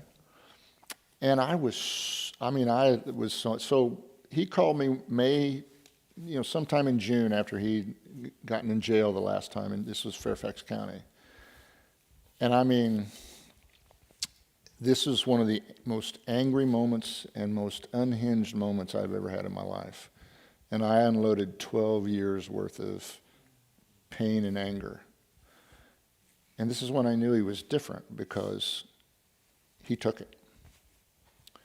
He didn't argue. He didn't try to make excuses. Well, I think at one point he tried to make a little one, and I was having none of it. 2 weeks later, I got a letter for him, a handwritten letter. And he said, "Dad, I can't do this anymore." He said, I want out, and I know you're a godly man, and the only way out of this is if God is part of it. Can you send me a Bible? Can you send me books? And so I did. And he read them because I quizzed him. And before that, see, this is how he would manipulate. He would manipulate Mom with this sweet talk and, you'd feel sorry for you. And he would manipulate me by, he probably had a Bible in front of him and say, what about this scripture? What about that scripture? Try to pull me in with biblical talk. And it was just all BS. And so I'd been through this for years. And so I asked him questions about the book. I asked him questions about the passage that he was reading. And he had read them, and he knew them. And he called me back and asked me questions over and over again. And he was praying, and he was doing all these things. And I had a relationship with him. We've rebuilt a relationship that was, at best, arm's length. Because I was her protector, and he knew that. And he didn't want anything to do with me for a long time. But that rebuilt. And when she saw that, and I didn't try to convince her to talk. I just said, listen, this is where we are. You gotta, this is what I'm saying. You got to do it in your own time. And then she shared earlier, 4 months later, she did. But this is what we go through, folks. I mean, this is the life. And if you think about it, this is something that the light came on with me a number of years ago. He didn't want to live that way. The addict doesn't want to live that way any more than we want them to live that way. They hate the life, because once the pleasure, Craig talked about the pleasure, once the pleasure is gone, then it's about not getting sick. And one thing is, go ahead. And you mentioned it, Craig, and you mentioned it, right? But we live with a lot of shame as well. Sure. Right? And like I go from like a job making $100,000 a year to sleeping in a homeless shelter in DC, and I got my backpack as a pillow because I don't want people to steal my stuff. Like, that's pretty shameful, And like, I didn't want people to know what I was going through either, Jason, you said to me the other day, Mom,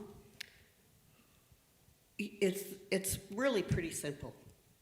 They just have to get to the point that either they're going to stay in their addiction and die, or go to jail and end up there forever, or make the choice that they want to have family and not live alone. I mean, it seems kind of black and white when you say it like that, but at the end of the day, I had to just make that choice that I wanted something else in my life besides drugs. That mic up. You know, like, I had nothing. I literally had nothing in my life, right? So I had to make that choice I was gonna keep, you know, I knew every time I got high, I went to jail. Like, there was no, you know, there was a very clear, that's what happened. And I got tired of it, man. And I knew if I went to jail again, like, I probably wasn't coming home for a long, long time. And this would, you know, when I got clean, this was my last chance. And so, you know, there was some motivation there because I had 12 years over my head, and the judge made it real clear for me, Jason, if I see you again, you are gonna get every day of that 12 years. And so that'll motivate you. At least it motivated me. And through that process, you know, I started getting things back. I started getting relationships back. You know, I started having friends again. You know, and so Different friends. yes, different friends. Very important. And so, you know, it's been a journey, right? It's been an ongoing process. And it will continue. I fell back, but you know, it's a struggle every day sometimes. Yeah. Susan, and if you girls want to chime in, as much as you want to talk about it, leading up to when you found out about Cormac and, you know, you shared with Kathy and me that, you know, he was doing so well, right? Yeah, so he got out of jail in April of 2020, and I had some resources in California that helped him get into a halfway house, and he didn't last there long, but it was not his fault. Of course not. And it was, you know, It was Jason's fault. Anyway, he found a friend to live with, but you know, I could see behaviors, but I didn't want to face it, that he was using again. And he always had an excuse. Oh, but this happened, Mom. Someone did this to me, you know. So I'm like, oh, okay, I hope so. But anyway, he ended up getting kicked out of the house he was staying in. He ended up, he got hit over the head, and they took his wallet. This is what he says. He got hit over the head. They took his wallet, his keys. He stole his car. They took everything he had, and he was In California still? Okay. Okay. He ended up homeless in Sacramento for months, and he did get his probation officer to end his probation so he could come home to Virginia. He realized it was, you know, dire, you know, but he didn't have an ID. Someone kept stealing his ID, and I'm thinking back on it now, that he knew he was coming home to live with his father, who lives a couple hours away, and I think he thought, I'm just going to have one last hurrah. He didn't. I mean, he chose to. He chose to be homeless, and I was sending him money because, you know.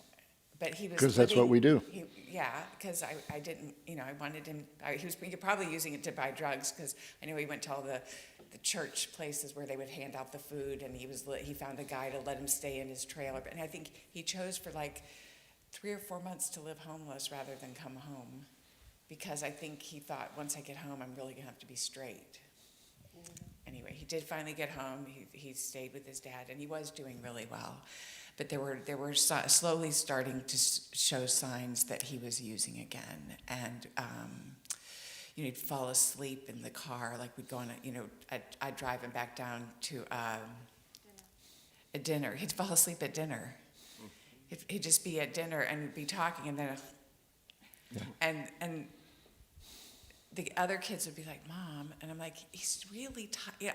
Going back to my excuses. I'd stopped going to PAL, you know, and I was going back to, because I didn't want to believe it. Yeah.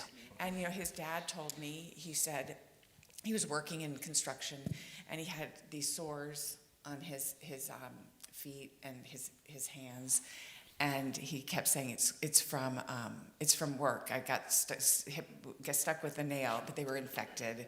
And Tom was helping him clean them, and he said, I in the back of my mind, could these be injections but I didn't want to believe it. Even he didn't. He'd been living, my ex-husband had been living overseas while all of this was going on and just moved back. So he hadn't really experienced all of this. But anyway, he lived with, he came back to Virginia. He was here for, I guess, 4 or 5 months before but we saw he was getting worse and worse.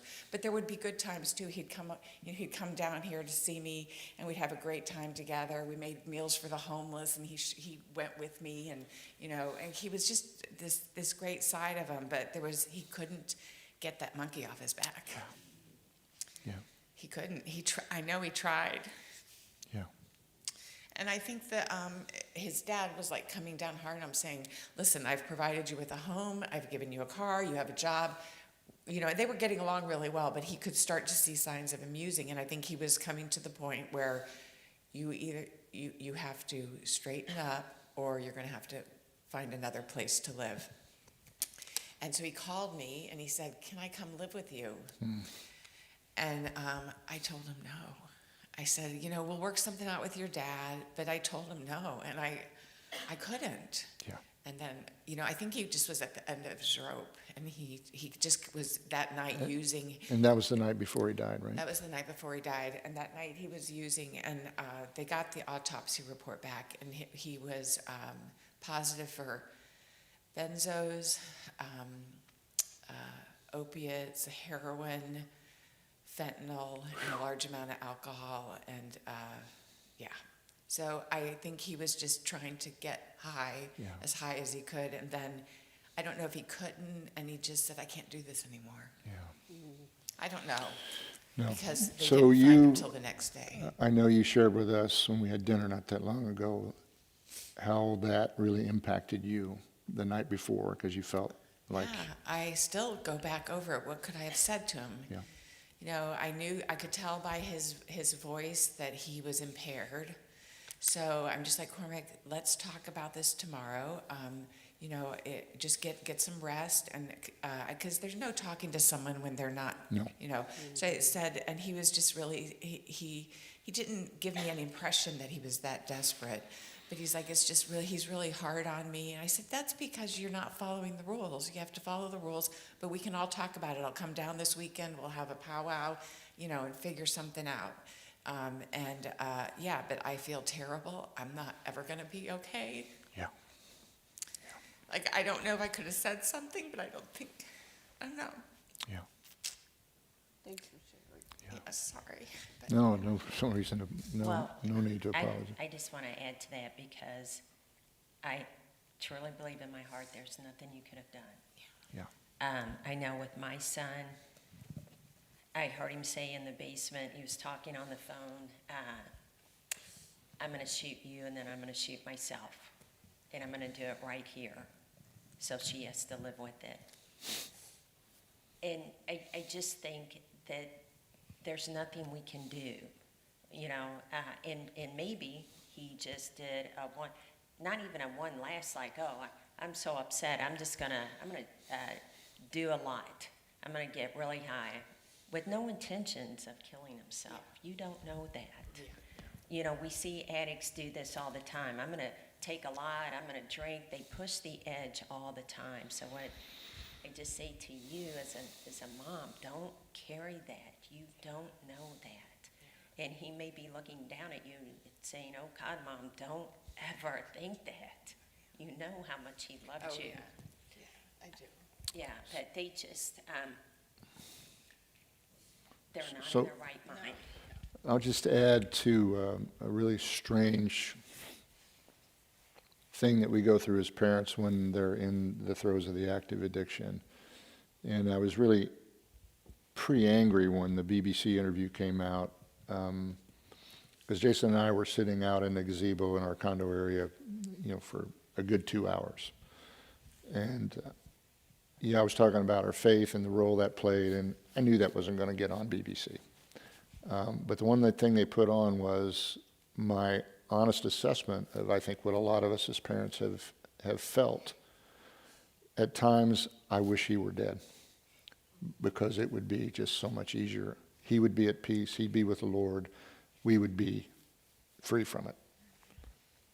And then you hear something like this, and you think there's no way in the world that I would ever want that to happen. But that's how bad it is for parents, because you just don't know a way out.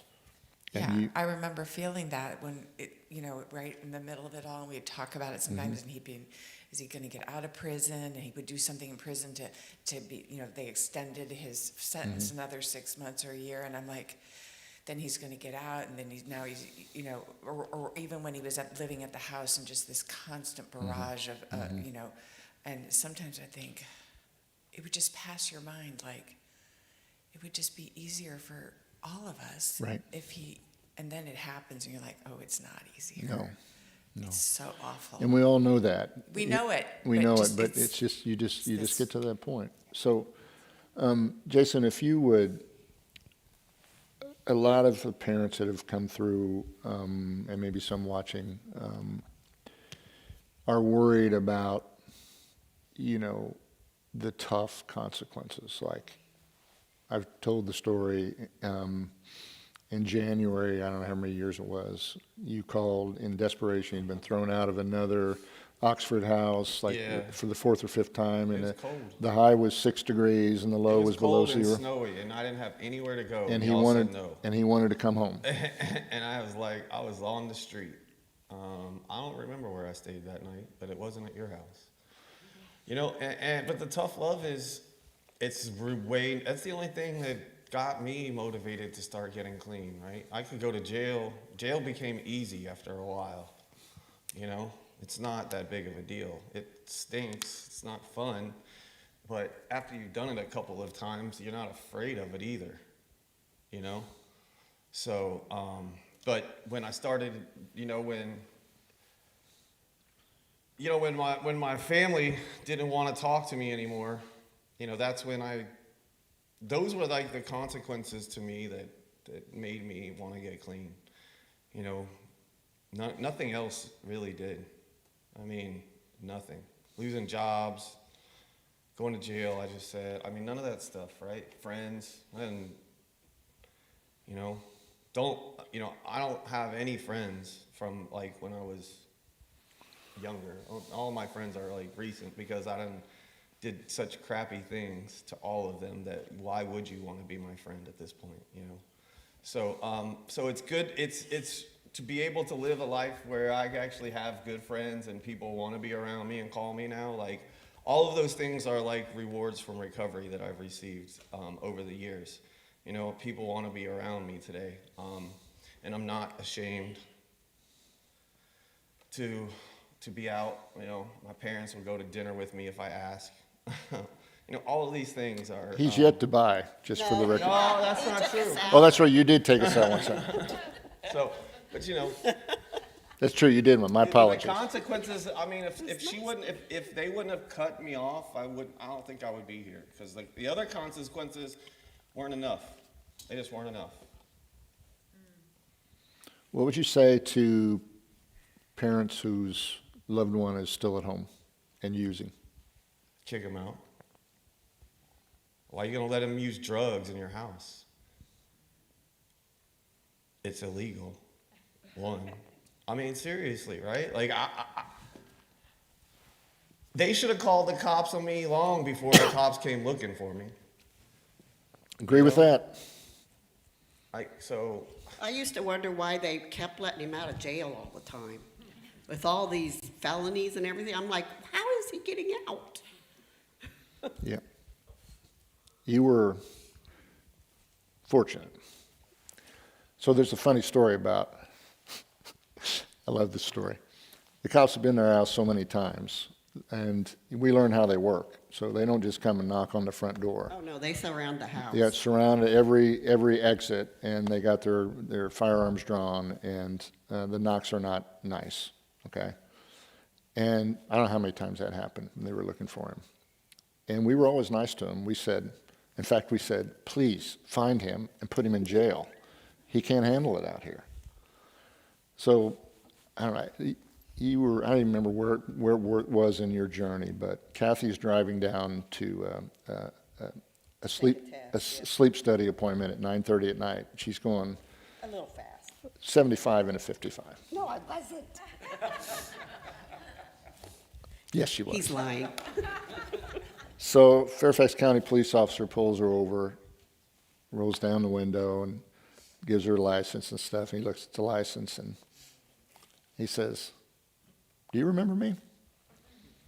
"No, should I?" I said, "Well, yeah, I've been at your house a few times."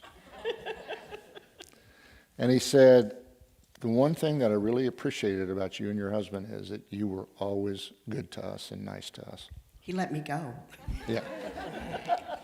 Thank you, Jason. Don't say my addiction didn't do anything. Yeah, that's right. That's right. That's right. That's right. But it's true because we really, he was on a death path, and we truly did want them. Please stop letting him out. And the last time we told him what we knew, and this was in May, and I believe that probably is how they found you. But I think if you get anything from this, I want you all, those of you online here who don't have kids or not dealing with this personally, hear what it's like. It's hard for us as parents. It's even harder for them. They want out, in most cases. Once the high isn't high, once the high is, I got to have my drugs, I'm not going to get sick. It's like the hardest job you've ever had. Right. Trying to like maintain my addiction was harder than anything I've ever done. It's terrible. So that's the message, and Craig talked about choice, right? And everybody says, well, you chose to start, you can just choose to stop. Well, neurologically, that isn't necessarily the case, because once the brain is rewired, that choice goes away and all you can do is use. Okay? And so those of you who don't, I want you to understand that when you think about telling a friend that you see who is dealing with someone who's addicted, choice isn't a choice at some level. Okay? It goes away. And just be careful. Okay? We don't need advice. We need loved. We need support. And we need some empathy. Right? We know everything that needs to be done. Doing it is a different story. Yeah. Okay? It ain't easy. And we struggle with it every single week. I still worry about, I let my guard down when he, his mother prayed for him every day. "Lord, please keep him sober. Don't let him relapse." And I'm like, he's good. He's good. We're talking all the time. He's good. And he had me. Okay? But I let my guard down. And we talked about complacency being the enemy of it. And that's what happened. He got complacent. And I got complacent. And it was probably harder to get through the relapse for me than it was finding out his addiction in the first place. Yeah, Fred was waiting for him at his house. Jason knew it. So we've talked. I want to open up to questions. You girls have anything you want to add? If you don't, that's good. Good. I was just going to ask you to get up because I have a... I think I said this last night to my mom when we were talking about what we were going to say, but I think there's a lot of guilt. This is Fiona, by the way. Sorry, yeah, I'm Fiona. Cormac was my older brother. And she's the one that got Susan to PAL. I think, Yeah. well, actually all three of you kind of... Yeah, Siobhan and I were on the phone, and I was like, Mom's moving to California, so she's losing it. We got to do something. But there's a lot of guilt, and just especially from a sibling basis, Cormac burned a lot of bridges, and it was really hard to let him back into our lives when he came home from prison. And you kind of wanted to keep him over there at an arm's length. Mm-hmm. And, when he dies, it's you feel bad because you're like, well, I didn't fully get to experience you when you were sober, mm-hmm. and now you're dead. And so there was a lot of I should have just let my guard down when he was home and let my boundaries down so I could really have enjoyed him before he died. And I think that changes day to day, but for you guys and for your kids, looking at it in this way, I'm glad I didn't let my boundaries down. Like, even though he's dead and it's the worst, it's a nightmare, like, I'm still okay having kept those boundaries because he would have dragged all of us down. Yeah. I mean, so even though it's like, this is the thing everyone's afraid of, and that's why you don't want to kick them out, because, you know, what if they overdose on the street? Like, they're gonna drag you down too. Yeah. So I'm happy I kept my boundaries, even though he's gone and I miss him, and I'm kind of sometimes mad at myself for not have given him like full attention and, you know, embraced him back in. Hindsight 2020, like, keep your boundaries, because if they do die, you won't have destroyed your life as well. Very, very well said. Thank you. Thanks, Fiona. And so what this, here's what we try to learn as parents, okay? It is to love our addicted sons and daughters differently, okay? You can't, you don't ever stop loving them. The unconditional love never stops. But the other behaviors that you were doing do. And I don't think Jason ever thought, and you can speak to this, that he ever doubted that we loved him. Because we made it very clear. I made it very clear. I love you, but I ain't walking this with you anymore. I welcome you back, but I'm not going down this road with you anymore. And that's for getting us healthy, because it's the one thing we can control. As adults, they got to figure it out.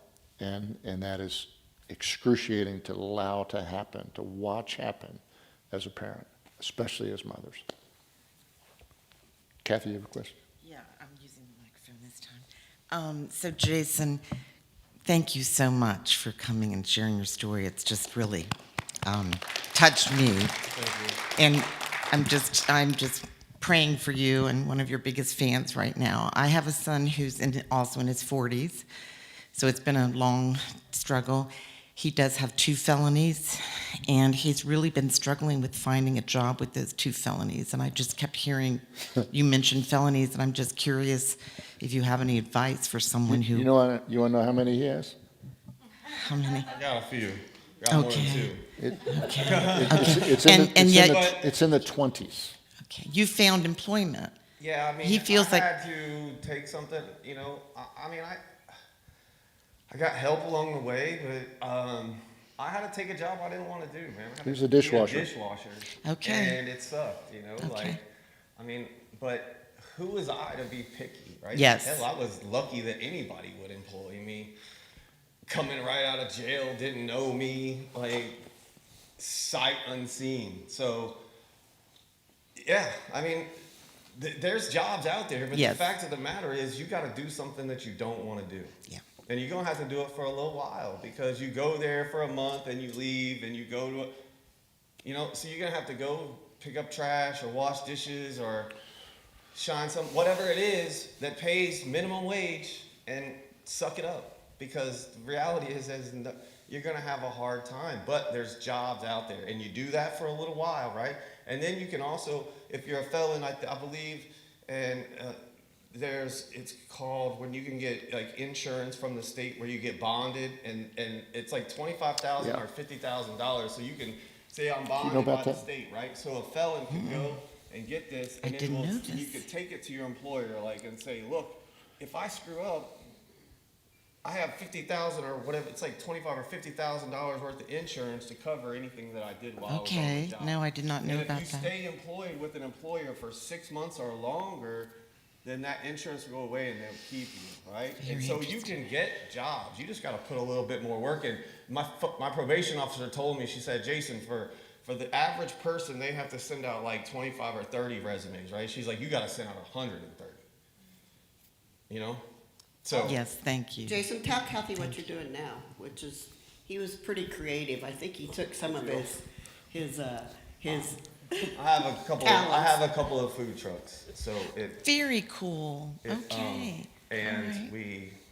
Roman Coyote, best Tex-Mex. All right, I love it. Instead of drugs, now I sell tacos.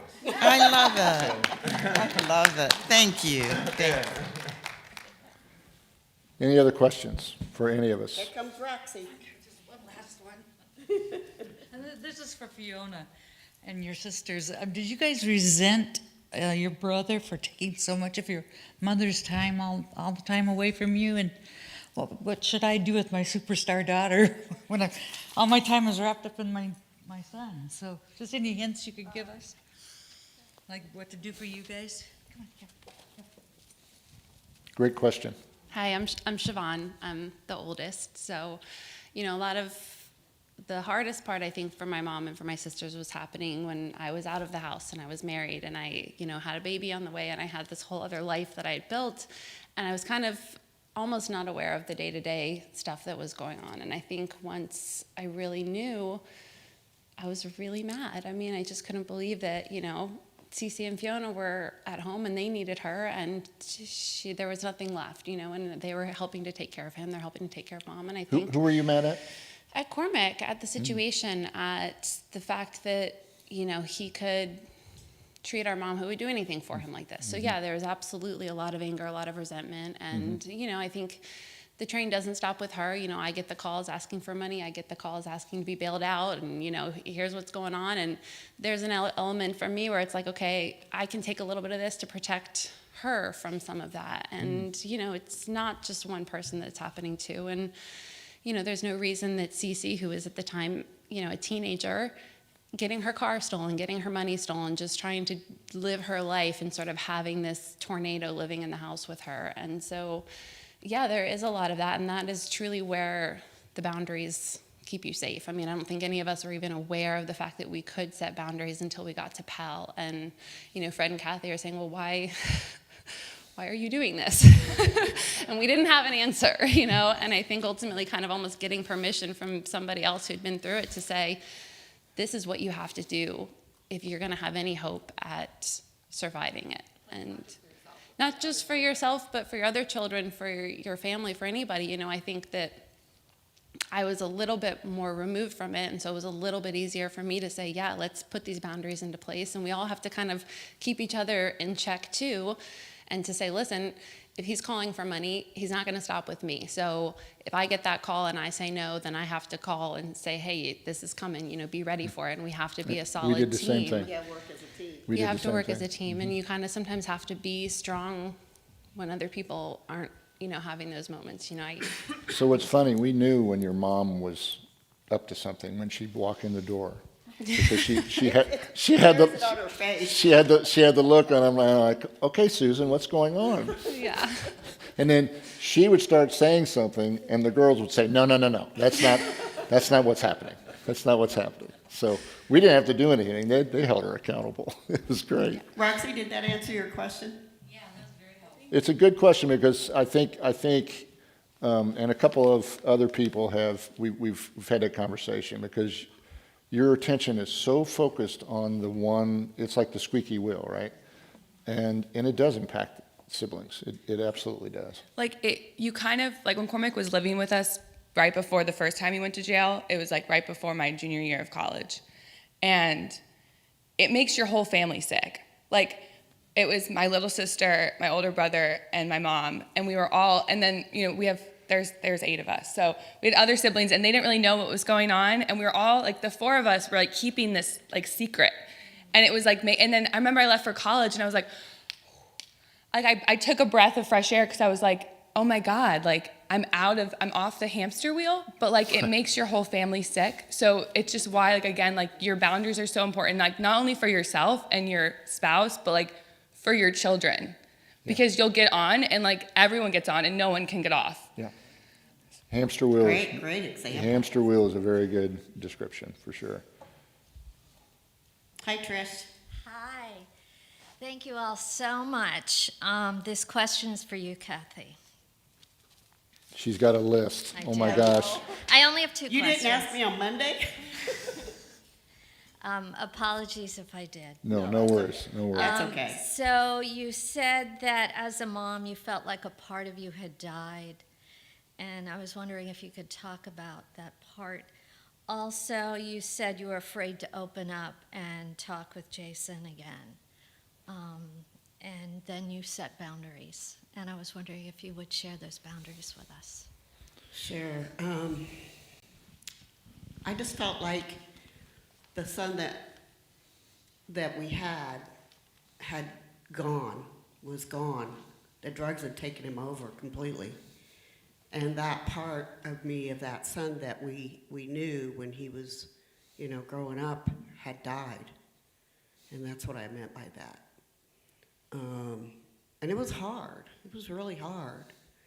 And then to set my boundary, I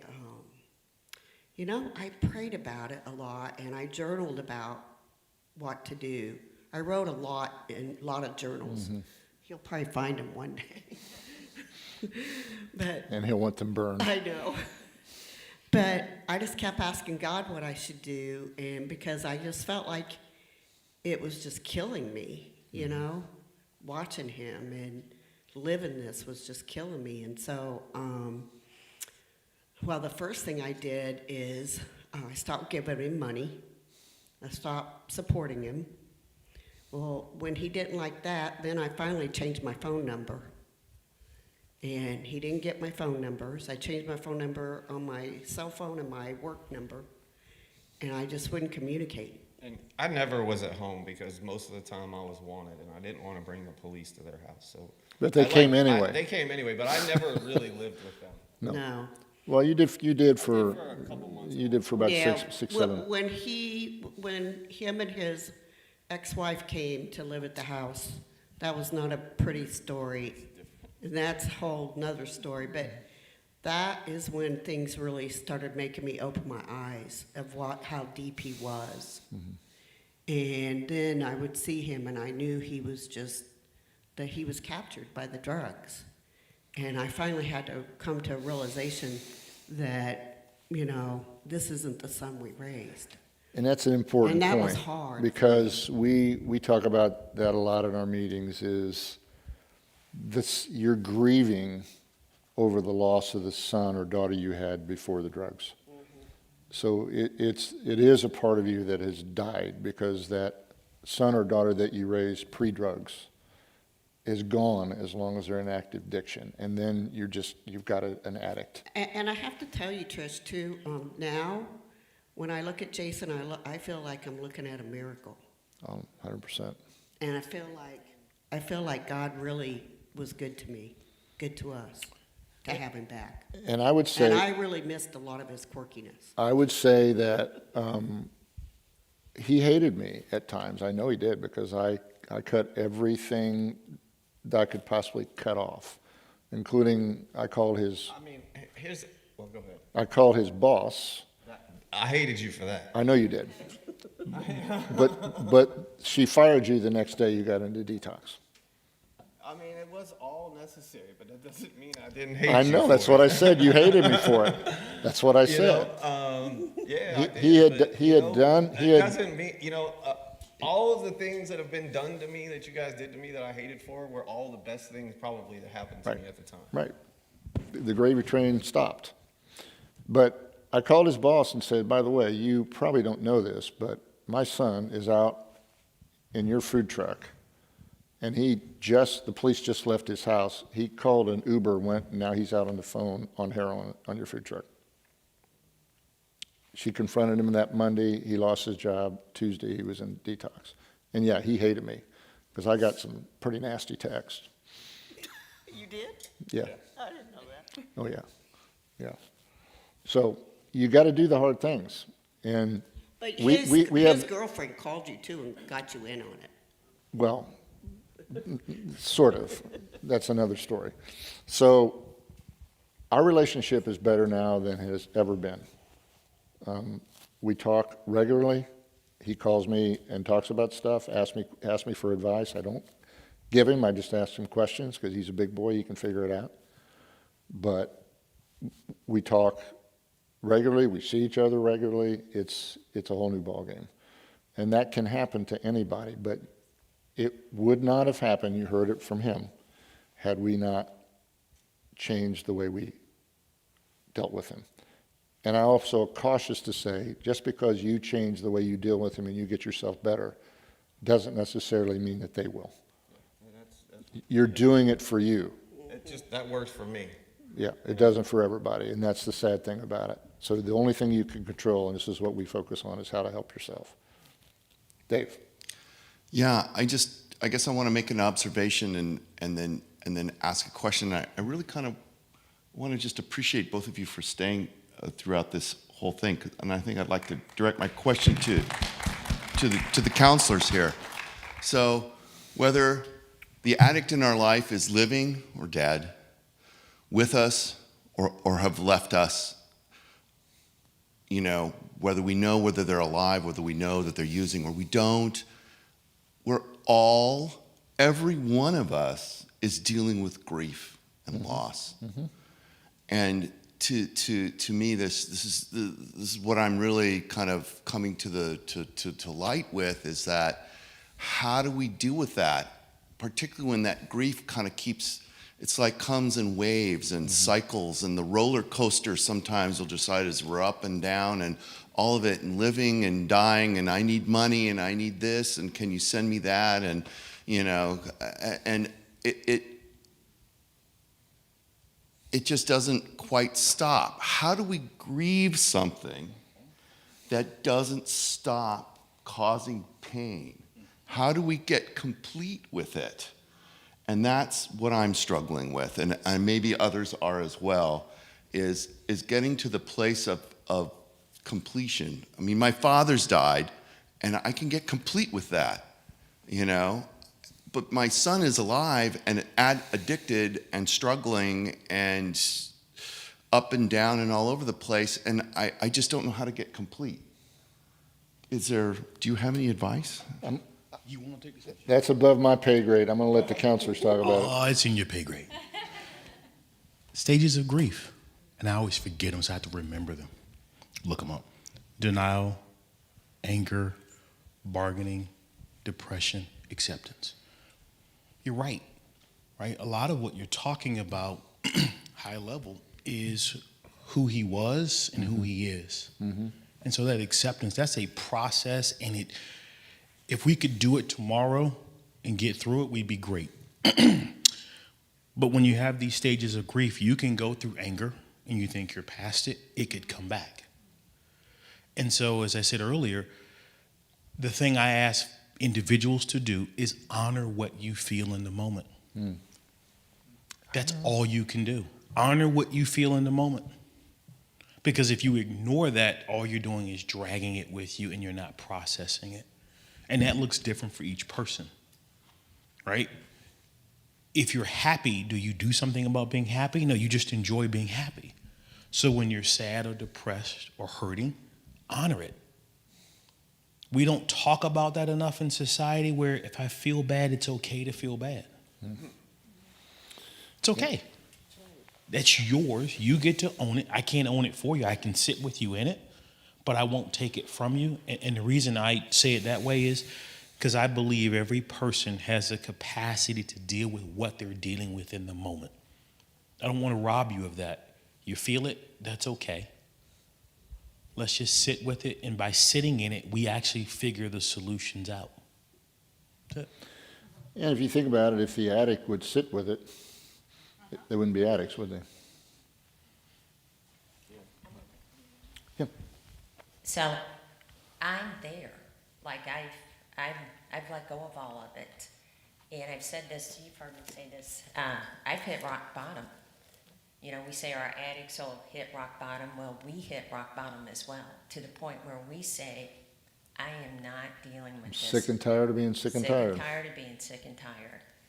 I grieve my pre-addict son. You know, I miss him. But the addict son, I don't miss him. No. I don't miss the disease. I don't miss the craziness. I don't miss the wave. I don't miss the phone calls. And it took me hitting rock bottom to say, this is all on you. You've got to figure it out. And I've walked away. And that's the tension I think we all live with. It, you know, in closing, just would say that there's this tension between, and it is grief, Craig, you're right, and Dave, between the son or daughter pre-drug use and the son or daughter in drug use, in active addiction.